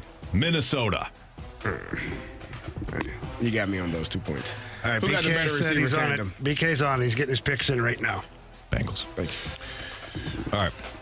You're not going to ask who I think's going to win? Yes, Do you of want course. the answer, though? We were afraid for you. I love my Minnesota Vikings. You. Love my Minnesota Vikings. I've seen Jake Browning beat this team. I watched it happen 2 years ago as I sat upstairs at Ballpark Village and cried for nearly half the day on a Saturday as Jake Browning beat Nick Mullins and my Minnesota Vikings. Christian Darrisaw, are you playing, fella? If you're not, I'm scared. I don't think he is. Because the offensive line is atrocious for the Vikings right now. They're missing their center. They got a backup center who has played now one game in the NFL, and you have Carson Wentz stepping in. Not well. Not well. Carson Wentz now stepping in. I hope the Vikings ball out with Carson Wentz. I really do. But for this week, I'm going to lean Bengals, and I hope the Anthony Stalter in me proves me wrong. You know, I'm going to go against my What the hell does team. that mean? It worked for you last week. you? It worked for you last week, Anthony, and I'm going to walk in on Monday and feel what you're part of the feeling. job? I'm going to feel what you're feeling this week. And then maybe next week when I take Minnesota against, I believe, the Browns, Carey's going to say that I'm a sick man. Yes, he is. So. Yes, he is. All right. I'm just following you, man. I hope that works out. Sounds like you have a hell of an influence on the young man. Oh, good. He's a bright young kid. Yep. It'll All right. Carey Steelers versus the Patriots. I think that this is going to be a shootout because neither team plays defense. However, one thing I know about Mike Tomlin. Yeah. Mike T after a loss. Oh, baby. Yeah. Come on now. I got Pittsburgh. Aaron's going to put on a show. He's going to throw for about $160. Jalen Warren's going to be a stud in that one. Steelers. I got the Steelers. I got the Steelers. All right. I also have the Steelers in this one. Good matchup, Rams and Eagles. Man. Rematch. In Philly. Let's not forget that. Yeah, Eagles offensively haven't looked that great. Give me the Eagles. Give me the Eagles. I initially picked the Rams in this one because I haven't been overly impressed by what Philly has done. But I can't pick the Rams. I just can't. So I flipped it and went with the Eagles. All right, Jets and Bucks. We all have the Bucks on that one. Colts and Titans. We all Colts. What do you get for Raiders Commanders? Because they could be a problem there. Yeah, I took the Commanders too. Yeah, I want to go Marcus Mariota. I don't at all. You walked watched out on him. the Falcons last 2 years ago. He didn't walk out. He just never showed up again. That's true. That's a good point. He just didn't come back. You like him. I don't like him at all. I think him as he's a person softer either? than baby spit. Okay. I'm just saying, if you walk out on your team, I'm with you. You should be out Yep, of the I'm with league. you. Shame on Washington. You know what? Give me the Raiders. No, I can't do it. I can't do it. Nope. All right, what's your next game? Broncos Chargers. I had the Chargers. Those Chargers. Yeah. Chargers. I was about to say, Marshall, if you don't take the Chargers after campaigning for them to be number one in the league, man. Of course I'm taking the Chargers. Face Go Bolts. painted. Seahawks and Saints. I think this is a bloodbath. Yes. I know the agree. Saints have kept things close. I think they get the absolute wheels beat off them in Seattle this weekend. Take into account, though, Seattle, as of recent, has not been that good at home. They've been good on the road, but they have not been good at home. 12th man not working? No, well, it is just working at Texas A&M now. But Seattle wins this one for sure. Seattle. Yeah. Seattle. The Bears. Cowboys. You didn't go to Bears. I was going to say Dub Bears versus the Cowboys. Jamie jumped in with Cowboys. Yeah. Yeah, no, it's Cowboys. Cowboys. You think so? Cardinals 49ers. Give me the Niners. Yeah, give me the Niners, whether it's Cardinals get their first loss. Mac Jones or Brock Purdy. Give me the Niners. Yeah. Carey's not going. Carey's going Arizona. Give me By the the way, Cards. Kyler Murray's fighting with his receiver now. Do you see that stuff online? He'll be all right. Jamie, you fought with teammates. He said Not whiny, that's though. leadership. No, it's not. Not the way he's doing it. Yeah, I try. If I could get it to him 10 times, I would, but there's other players, too. Yeah, it's only one football on the field. There's only one football. I'm sorry that he's upset with me. That's the least of his online issues. No kidding. Wow, yeah, that was. Don't you worry about that. Okay. Old news. Give me the Niners. Anthony, he deleted it. It's so deleted. It It never happened. He also apologized. And if you don't know what we're talking about, check it out. Kyler Murray wore a Virginia Tech Michael Vick jersey while posing with one of his dogs. Pitbull. Pitbull. Not Pitbull the rapper. That would have been better. One of his Pitbulls. Mr. 305, Mr. Worldwide. Yes. Wow. Chiefs, Giants. This is the Chiefs. Come on. Chiefs. Lions, Ravens. Monday Night Football. I might be on an island here. I think the Lions pump them. I think pump them. Yep, I think what? They're not going to pump them. Yeah, they'll beat them. Even if they beat them by 2, it's right. Whatever. Lions. They would be pumping them. Lions. Ravens. Aye. You guys are all drunk. The Lions ain't going into Watch Baltimore. this offensive display. They figured it out. Now they've unlocked Jared Goff. I'm pretty sure Baltimore crushed them last year when they had Ben Johnson. So they're due. I think that was that 2 years ago they destroyed them, took their soul. Yeah. Ben Johnson was the problem. That's why they got rid of him. But hey, what did you think, by the way, of Ben Johnson's interactions with Dan Campbell and Jared Goff after that game? Did you guys see that? Yeah, who cares? Who cares? Here's what, swap spit with the guy after you just got hammered? No. I don't care about the Dan Campbell thing, but like Jared Goff's hanging around. Like Jared Goff made you. Be nothing without Jared Goff. Be nothing without Jared Goff. Shake the man's hand. People, you see a sliver of video and you think what you want. Last thing I want to do is be like, I'd be like, I'll talk to you guys later. Like, I did that before with like teammates that I had. You're after the game, you're like, you see them and you're like, I'll talk to you later. Yeah, you're pissed off. Because I'm pissed. I need a couple minutes. I need to go take a shower. I'm going to have a beer. I'll meet you in the hallway later and we'll talk. Right. You know? I got you. All right.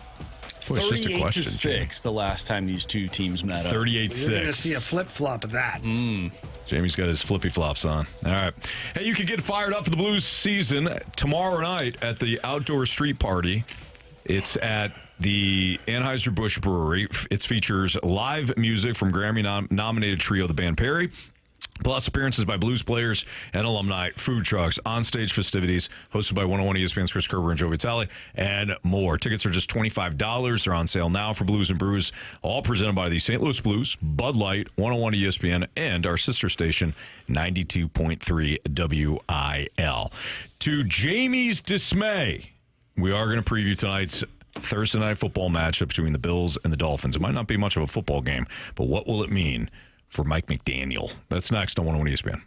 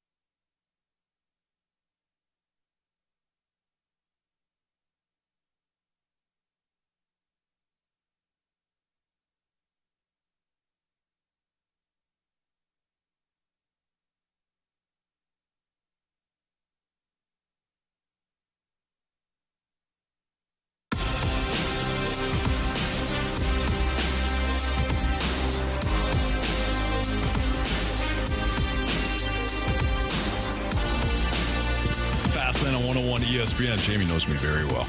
Did you even have to say that? No. Nah, you knew. I knew. Thursday Night Football tonight. We've got the game for you on 101 ESPN. You got the Bills and the Dolphins tonight, and this one should be bad. It's a divisional game though. It's a short week, so you never know. Things can stay close. Listen to this guy.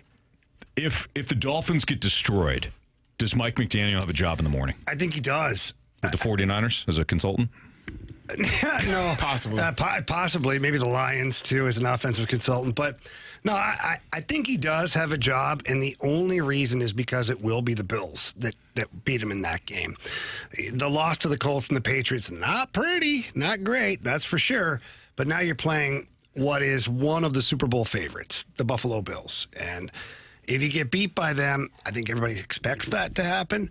To me, it's the two games following that. Like, you play the Jets at home, and then you're in Carolina to play the Panthers. If you lose to one of those two teams, I think he go. I think that's when, as ownership or front office, you go, we can handle starting poorly against the Colts. It was just a bad game. Played better against the Patriots, okay? Found some things. Bills, we understand. We cannot understand this. We cannot understand you losing to the Jets or the Panthers or both, for that matter. Sure. I think that's where D-Day hits, is somewhere in there. So for me, I think if it's an embarrassment tonight, because it's a nationally televised game, like you're going to have, there are no other games on in the NFL tonight. If all the eyeballs are watching your team perform in a way that looks lackluster, you don't show up, you gave up a touchdown. You gave up points on every drive to the Indianapolis Colts. If you do that and those are touchdowns and not field goals, for the Colts, it's really good. If those are touchdowns and not field goals, you lose 45-8, 49-3. Yeah, he won't make it he might not make it out of the stadium with a job. Like, I think that it could be that bad, because it is going from really good, a team that you thought had the ability to maybe not make a Super Bowl run, but if nothing else, they were going to score a lot of points offensively, and they were going to be flashy, and they were going to do a lot of motions and deep balls, and you were going to have explosive plays, 30-plus plays, 3 or 4 of those a game. And now it's just like, it's lackluster. It's like the coach that didn't have his green playbook. Like, he lost it. Oh, in that documentary? In that documentary. Yeah. He lost his mojo. Well, until the one linebacker that came up and saved the Bourbon Bowl. Yeah. Yeah. Saved the Mud Dogs in the Bourbon Bowl. Yeah, so now he's in a snake pit. Good guy, that guy. He absolutely is. Very funny. Here's the other issue for Mike McDaniel. The Dolphins' defensive coordinator is Anthony Weaver. Anthony Weaver has had, including recently, definitely not Luke's brother. Dream? Nope.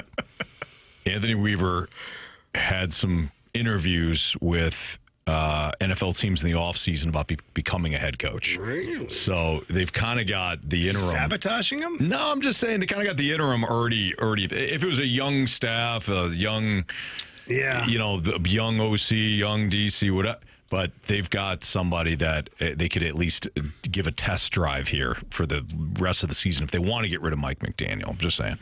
But what's interesting, I think, is just the fact that they're already losing. This is the Dolphins team. They're losing now when it's warm out and all that. What happens when the damn temperatures drop below 40? Because maybe it's those guys don't play. Those guys don't play hard. When it gets a little cold, these guys shut right down. Anthony? It's one of the softest teams in the NFL. Wow. You heard me. Yeah. That's tough. I don't think he's wrong. I don't think he's wrong. It's not a good team. I'm not really arguing the other side, guys. It's very disappointing to watch this team. Like, again, I expected high points, high, yardage, just playing offensively, if nothing else. Scoring and doing well and taking your shot downfield and big plays. And sorry, Carey, but I interrupted you, but I wanted to get your thoughts on that. Why? Because it's the same system, same group of players. So what in your eyes, as an offensive mind, what's going on? The only thing that I can say that is different is the offensive line. And when you take shots downfield, when you try to throw the deep ball, it's longer pass protection. It's a longer developing play, which means you're either running some type of play action fake, taking a deeper drop, which the defensive line, the linebackers have more time to get to you, and you have to be better in pass protection. So when you're taking those deeper shots, that's the only thing that I could say is different, because Tyreek is still able to run past people. Devon Achane is still a fast runner. Jalen Waddle is still good over the middle and doing all of those things. The only thing that could be different and has been different is the pass protection. If you're unable to block for long enough, then those pass plays downfield are not going to be completed, because you're not going to be able to get the pass off. Mm-hmm. And if you do, you're throwing it under duress. Somebody's in your face. You're not able to step into your throw, so it's underthrown, or you're not able to get the ball where it needs to be. That's the only difference, because everyone else, in terms of skill positions, are still there and still capable. Yeah. I mean, you still got Tyreek Hill, you still got Jalen Waddle, you still got Devon Achane, you still got Tua, but the offensive line, obviously, it's a crucial factor. I think the Packers have had some of the best offensive line play that I've seen all season long, and you can tell that offense is humming already, despite bringing in some new pieces. I mean, Matthew Golden hasn't really even done much yet, and they all thought, well, he finally got a first round wide receiver. He can develop slowly now, because you've got all the veterans surrounding him, and the defense has played great as well. So tonight's game, again, Dolphins and the Bills. Carey, you're predicting an upset? Hell yeah. That's what he said.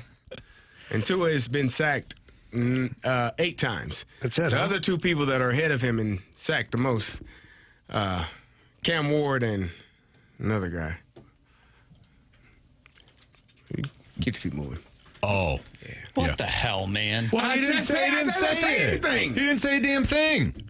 Not a damn thing. He knew that I knew. I think that it's you guys J.J. all McCarthy. knew. Well, he's not going to avoid stats. That guy's not even playing anymore. Wow. He's still second in the league and being sacked. That's not his fault, man. though. Did you guys It's not not. see the text that I sent you last night? I did. We did, Marsh. Would you like to expand? I would like to expand, because, and I brought this up. I brought this up on Monday, actually, and this is something that's been bothering me. This is from Alec Lewis, by the way, who covers the Vikings for The Athletic. Oh, wow. 2 components of the pass protection issues worth mentioning are the quarterback's tendency to hold onto the ball for too long and the original play design. Only Justin Fields is taking a longer time on average to throw than J.J. McCarthy through 2 games. Meanwhile, the Vikings have only run 3 quick game concepts thus far this season, according to Pro Football Focus. That's your favorite website, Anthony. No, it's not. I don't like it at all. Oh, you don't like that? No. More than only the New York Jets and the Chicago Bears, Pro Football Focus classifies quick game as concepts with pass route breaks coming under 7 yards across the board. Perhaps the most telling is that the Vikings rank 32nd. How many teams are there in the NFL? 30, that'd be 32. 32nd in quick game attempts per game since the beginning of 2023 at 2.7, and they are first in deep drop plays per game at 30.7. It's easy. Fire Kevin O'Connell, keep J.J. McCarthy. You know what he should have done? He should have just spiked it. He'd have had a higher pass rate. Okay. Come on, man. That's a quick play, too. Gary, you're right. Just throw a slant. Dude, he can't even throw the slant. Yes, he can. How would we know? They never run it. Well, did you see his quarterback rate? Have you seen the offensive line? He's dropping back. We got long developing plays. I love the fact that Marshy's turned on Kevin O'Connell. Yeah. Who he was literally petitioning for a statue outside the Viking Stadium. I never said for that. Kevin O'Connell. I love and Kevin now he's O'Connell. throwing him under the bus. He'd rather have J.J. McCarthy throwing quick slants than Kevin O'Connell as head coach. You were just making stuff up right That's now. what you just said. Why would you bring up those stats if you don't hate the coach? I don't hate the coach. Who makes he those needs decisions? to adjust some of his game plan. That's all I'm saying. Well, you just said for the last 2 years he's been on the quick plays. I didn't say that. That's what the article But said. you highlighted it, which means you I believe absolutely it. did. That's because it's something I've been saying. I say, hey, we need to adjust a little bit. Marsh, do you think this is why Kevin O'Connell decided to get rid of J.J. McCarthy? Because he knows his short passing game isn't working. Oh, Anthony, what do we have next? But Carson Wentz gets the ball out quick. If Carson Wentz looks great, He's going to be throwing like 60-yard bombs down the field. then what? So do you want him to do that? Is that Kevin O'Connell's I fault? want him to do that? Yeah, because then isn't that an indictment on J.J. McCarthy? Well, here's the thing. The only reason I say let's get these quick plays out is because this guy, for all intents and purposes, is a rookie. So let's get him in a rhythm. Let's have these short yard plays because they're bad when it comes to short yardage. And if you're not going to run the ball, then let's not take the time to have these long developing plays when you have a banged up offensive line. This Justin School guy's awful, and he's How pretty do we banged up. necessarily know what a long developing play is? What if it's supposed to be a short play? McCarthy misses it, misses the window. They've only ran 3 of them. That's what I said. They've only ran 3 this entire year through 2 weeks. I'm looking at the first play of the game. That's a quick developing play. That's slant flat. Yeah. So, and he caught it. He caught it. Well, there's one. Yeah. I'm going to go through this and see if there are more. Hey, I'm just a messenger, all right? I didn't write the article. No, but you're the one that's right now is spearheading the Fire I'm just column. saying, I'm not the... You know what?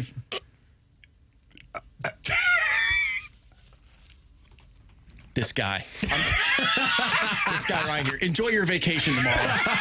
He's ready for you to get the hell out of here. I just never seen anybody turn so fast. We got Bet the Board next on 101 ESPN.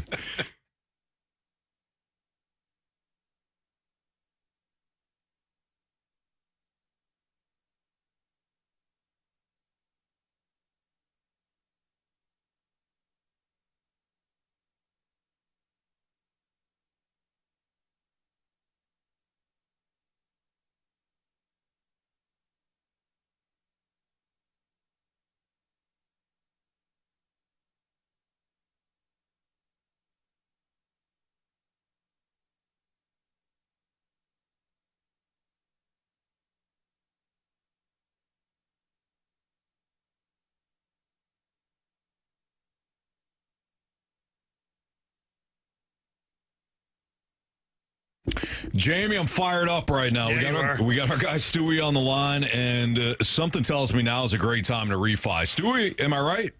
It's an awesome time to refi. Now, I've been talking about this all along. The market adjusts for the potential rate cut. The Federal Reserve cut the interest rates, and interest rates actually went up a little bit. We've been predicting this for a long time.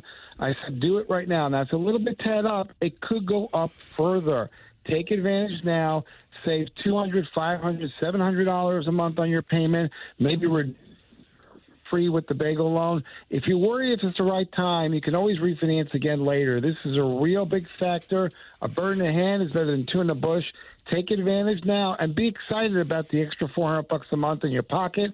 I know I would be if it was in mine. Yeah, absolutely. I couldn't agree more, Stewie. And I'll take the $400 in your pocket, too. And all you got to do is give Stewie a call on his personal cell phone number. That number, 314-324-4440. Again, that number's 314-324-4440. Call our guy, Stewie. You can hear how fired up he is. He wants to help people out, wants to save you money. And he's going to do it with a smile on his face and give you great customer service. So please give him a call. If you can't remember that number, Anthony, what can they do? Oh, let me think about this. Oh, yeah, you can always Google the bagel loan. Thanks, Stewie.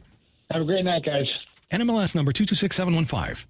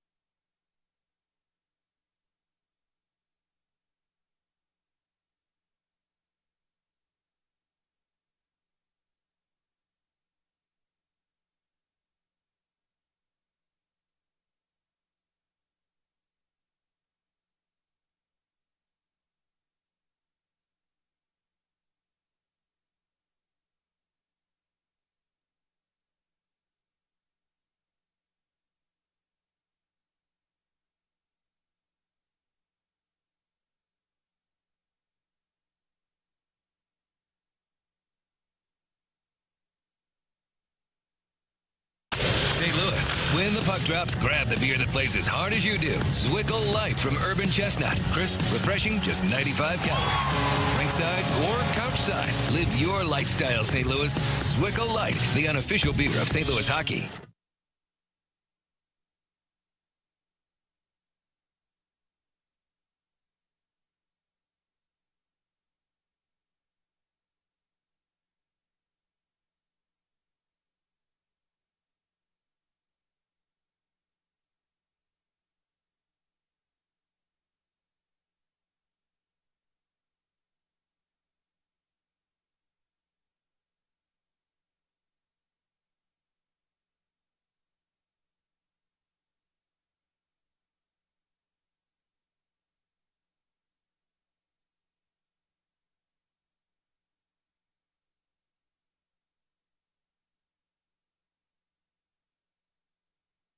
Sponsored by Farm Safe 811.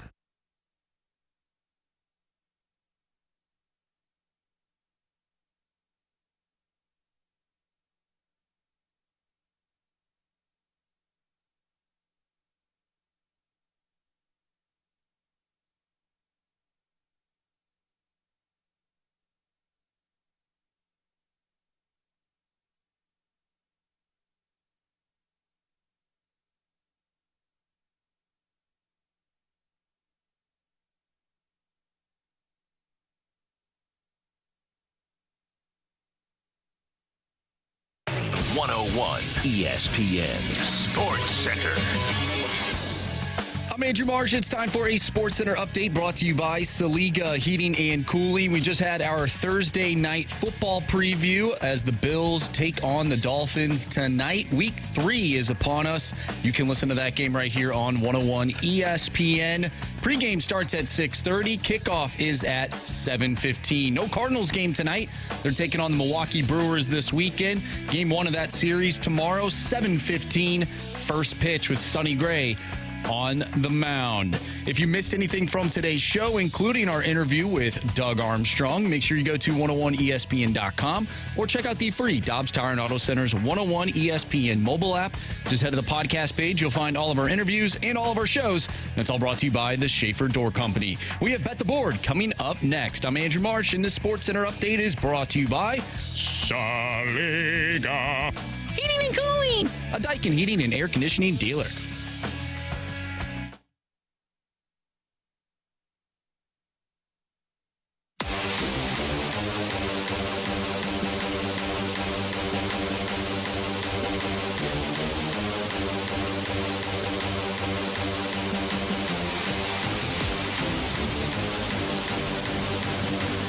Time to play Bet the Board here in the Fast Lane on 101 ESPN.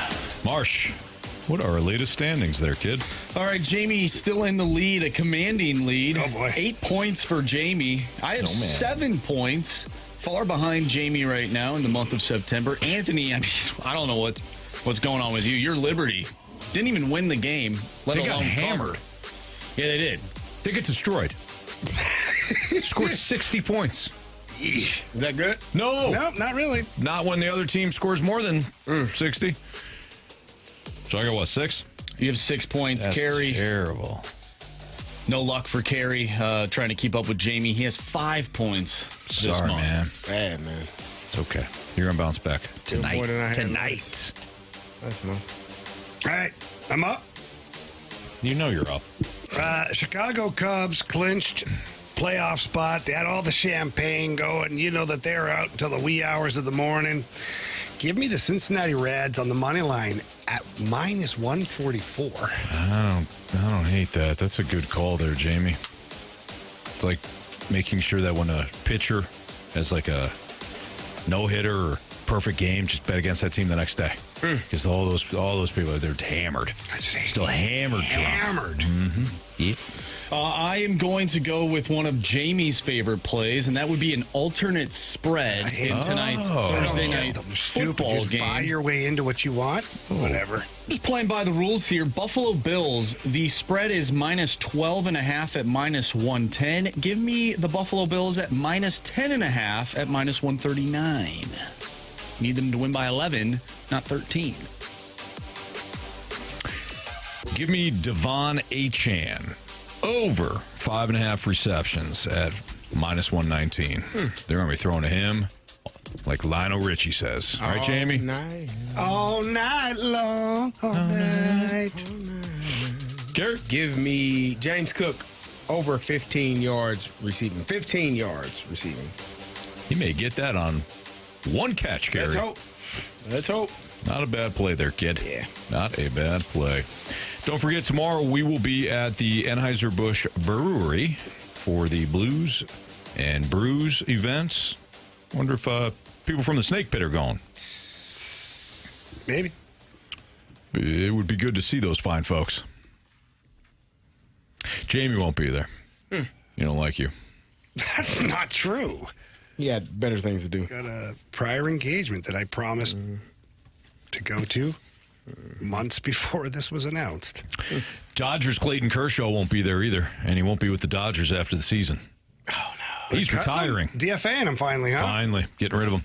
The 3-time Cy Young Award winner and 11-time All-Star who has spent all 18 seasons of his career with those dirty, no-good Dodgers will retire at the end of the season. Dodgers announced Kershaw's decision today, adding that Friday will mark the final regular season home start of his career. Kershaw is scheduled to hold a news conference later Thursday. So congratulations on Clayton Kershaw. Certainly, when he becomes eligible for Cooperstown in 2031, will be a first ballot Hall of Famer. Well done. Carey, you upset by that? No, he's had a great career. Done a great job. Proud of him. And I'm sure the Dodgers are proud of him. He's had a hell of a run, man. Yeah. He's been great. Really has. Not against the Cardinals in the postseason, am I right? Ask Matt Adams. Don't worry about that for a few years. How good Clayton Kershaw is. Huh? How long ago was that? Long time ago, unfortunately. I was still in high school. Damn it. Mm-hmm. Wow. A few years removed from blessing that couch. Oh, my Lord. Yeah. It's been a while. What year was it? 2016? 2013. They beat the Dodgers in the divisional round, if I'm not mistaken. Man. Or maybe it was the LCS. Yes, it had to be, It was the LCS. Yeah, that was the year they faced Boston. Then they beat the Dodgers again in 2014? Yeah. I think the Dodgers were definitely one of the teams they beat. They beat the Dodgers for sure in the LCS because that was the whole Joe Kelly and the stare down. Yeah, who was that? Andy Van Slyke that did that? I think it was Van Slyke or his son. I think it was his son. Yeah, they stood out and did the whole stare down thing. That was in the LCS for sure. And then they played again the following year in the divisional round and beat him again. Yes. Kershaw can't handle those Cardinals. Speaking of old pitchers, Justin Verlander wants to pitch at age 43 in 2026. Sign him. He's a free agent. Verlander, who went a team record 16 starts this season for the Giants before registering a win. Oh. I thought you were going to say something really good there. Team record. All right. Oh, okay. Well, let me read this again. That's Justin Verlander, who won a team record 16 starts this season for the San Francisco Giants. Yeah. Before registering a win. Damn it, man. Has fixed whatever wasn't working, is riding a hot streak, and reiterated that he wants to return after he turns 43 in February for a 21st season in 2026. I would hope somebody would offer me a contract, Verlander said. 3-time Cy Young Award winner was 0-8 through his first 16 starts, but he has given up only 3 runs over 31 innings. He's got a 0.87 ERA in his past 5 starts, beginning with his first win on July 23rd. He is 3-2 with a 2.17 ERA in his past 11 games to lower his season ERA to 3.75. Cardinals likely to sign him. You told me wins and losses don't matter for a pitcher, Anthony. That's a team. That's a team stat. So they just weren't scoring enough runs. Probably not. Played in those 16 games and couldn't get a win. You know? Giants had issues with their offense, especially after adding Rafael Devers. Go figure. It's their fault. It's his fault. Maybe. Red Sox got better. Giants got worse. Got rid of him. Yep. Anyway. All right, let's wrap things up next on 101 ESPN.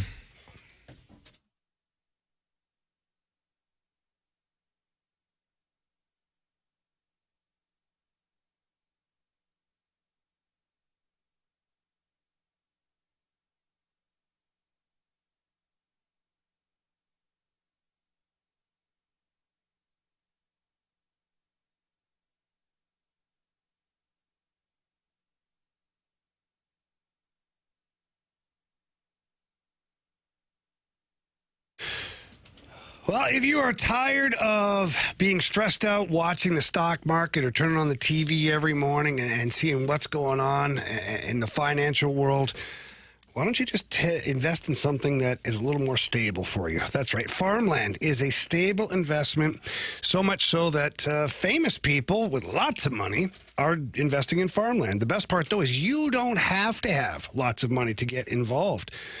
You can call my guys over at Avest. They have managed over $900 million in farmland deals across 10 states, and they're offering a full-service support to families and investors just like you, from pre-closing to farm management that optimizes your returns. And also, if you have farmland that you're looking to sell or get invested or get help with, call Avest. They can help you manage your farmland as well. And all you have to do is pick up the phone and call my guy, Chris Bronner. He's the founder of Avest. He'll walk you through the process, and when you're done with it, you're going to feel very, very comfortable, and you're going to be stress-free after that. Just call him at 618-520-7022. That's 618-520-7022, or visit agvestadvisors.com. Remember, to buy land, they're not making it anymore.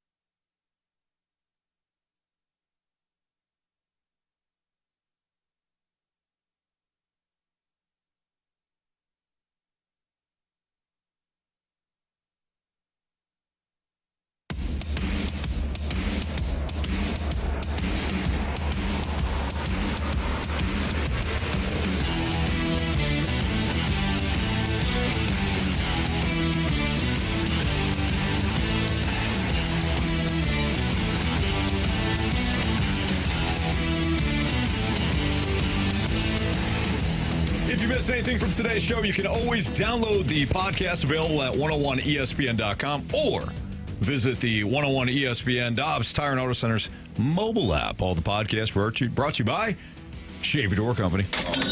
Don't forget to check out the Doug Armstrong interview that we did earlier in today's show. That's a post, of course, at 101ESPN.com or your 101 mobile app. Jamie, what the hell did you learn today? I learned that all it takes is a rookie quarterback to have Marshy turn on his head coach.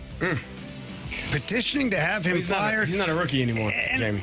Well, you're right. He's not a rookie anymore, but he's only played. He should be better. 2 games. But it was just shocking because ordinarily Marshy digs his heels in like the Vikings, and like he'll be self-deprecating to the Vikings a little bit. Not as much as Anthony is to his favorite team. Nobody is. No need to hurt others. Now, he dug his heels in. He found stats. He BK'd it. He found stats to support his argument. Mm-hmm. I just didn't think I'd see that 2 games into the season to where Kevin O'Connell was, Hall of Fame bound, and now it's Team JJ. It is interesting how you have. Don't buy into this. You have completely. That was shocking. Yeah. Gone the other way here. I think you guys are missing my point.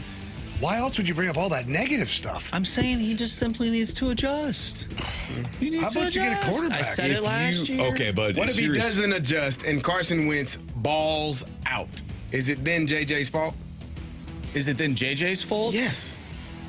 No, if he runs the same exact offensive offense, line. It's the offensive line is a problem. If he runs the same exact offense and Carson Wentz throws for 350 and 4 touchdowns, is it JJ's fault?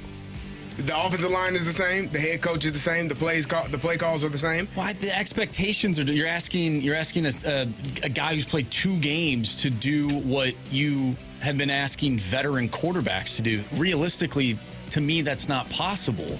I think you need to inchworm your way up to that. Whereas I think he threw him right into the fire with a banged up O-line who ranks 32nd. Again, there's 32 teams, 32nd in pass protection. There it goes again. If I may. Tom Brady wouldn't beat the Falcons that night. I mean, they were on their game. Am I right? What? Carey, what'd you learn today? I didn't learn anything. Want to give a shout out to my mother on her birthday. Yes. My aunt, her twin sister, her heavenly birthday. So shout out to the 2 ladies. All right. Love y'all.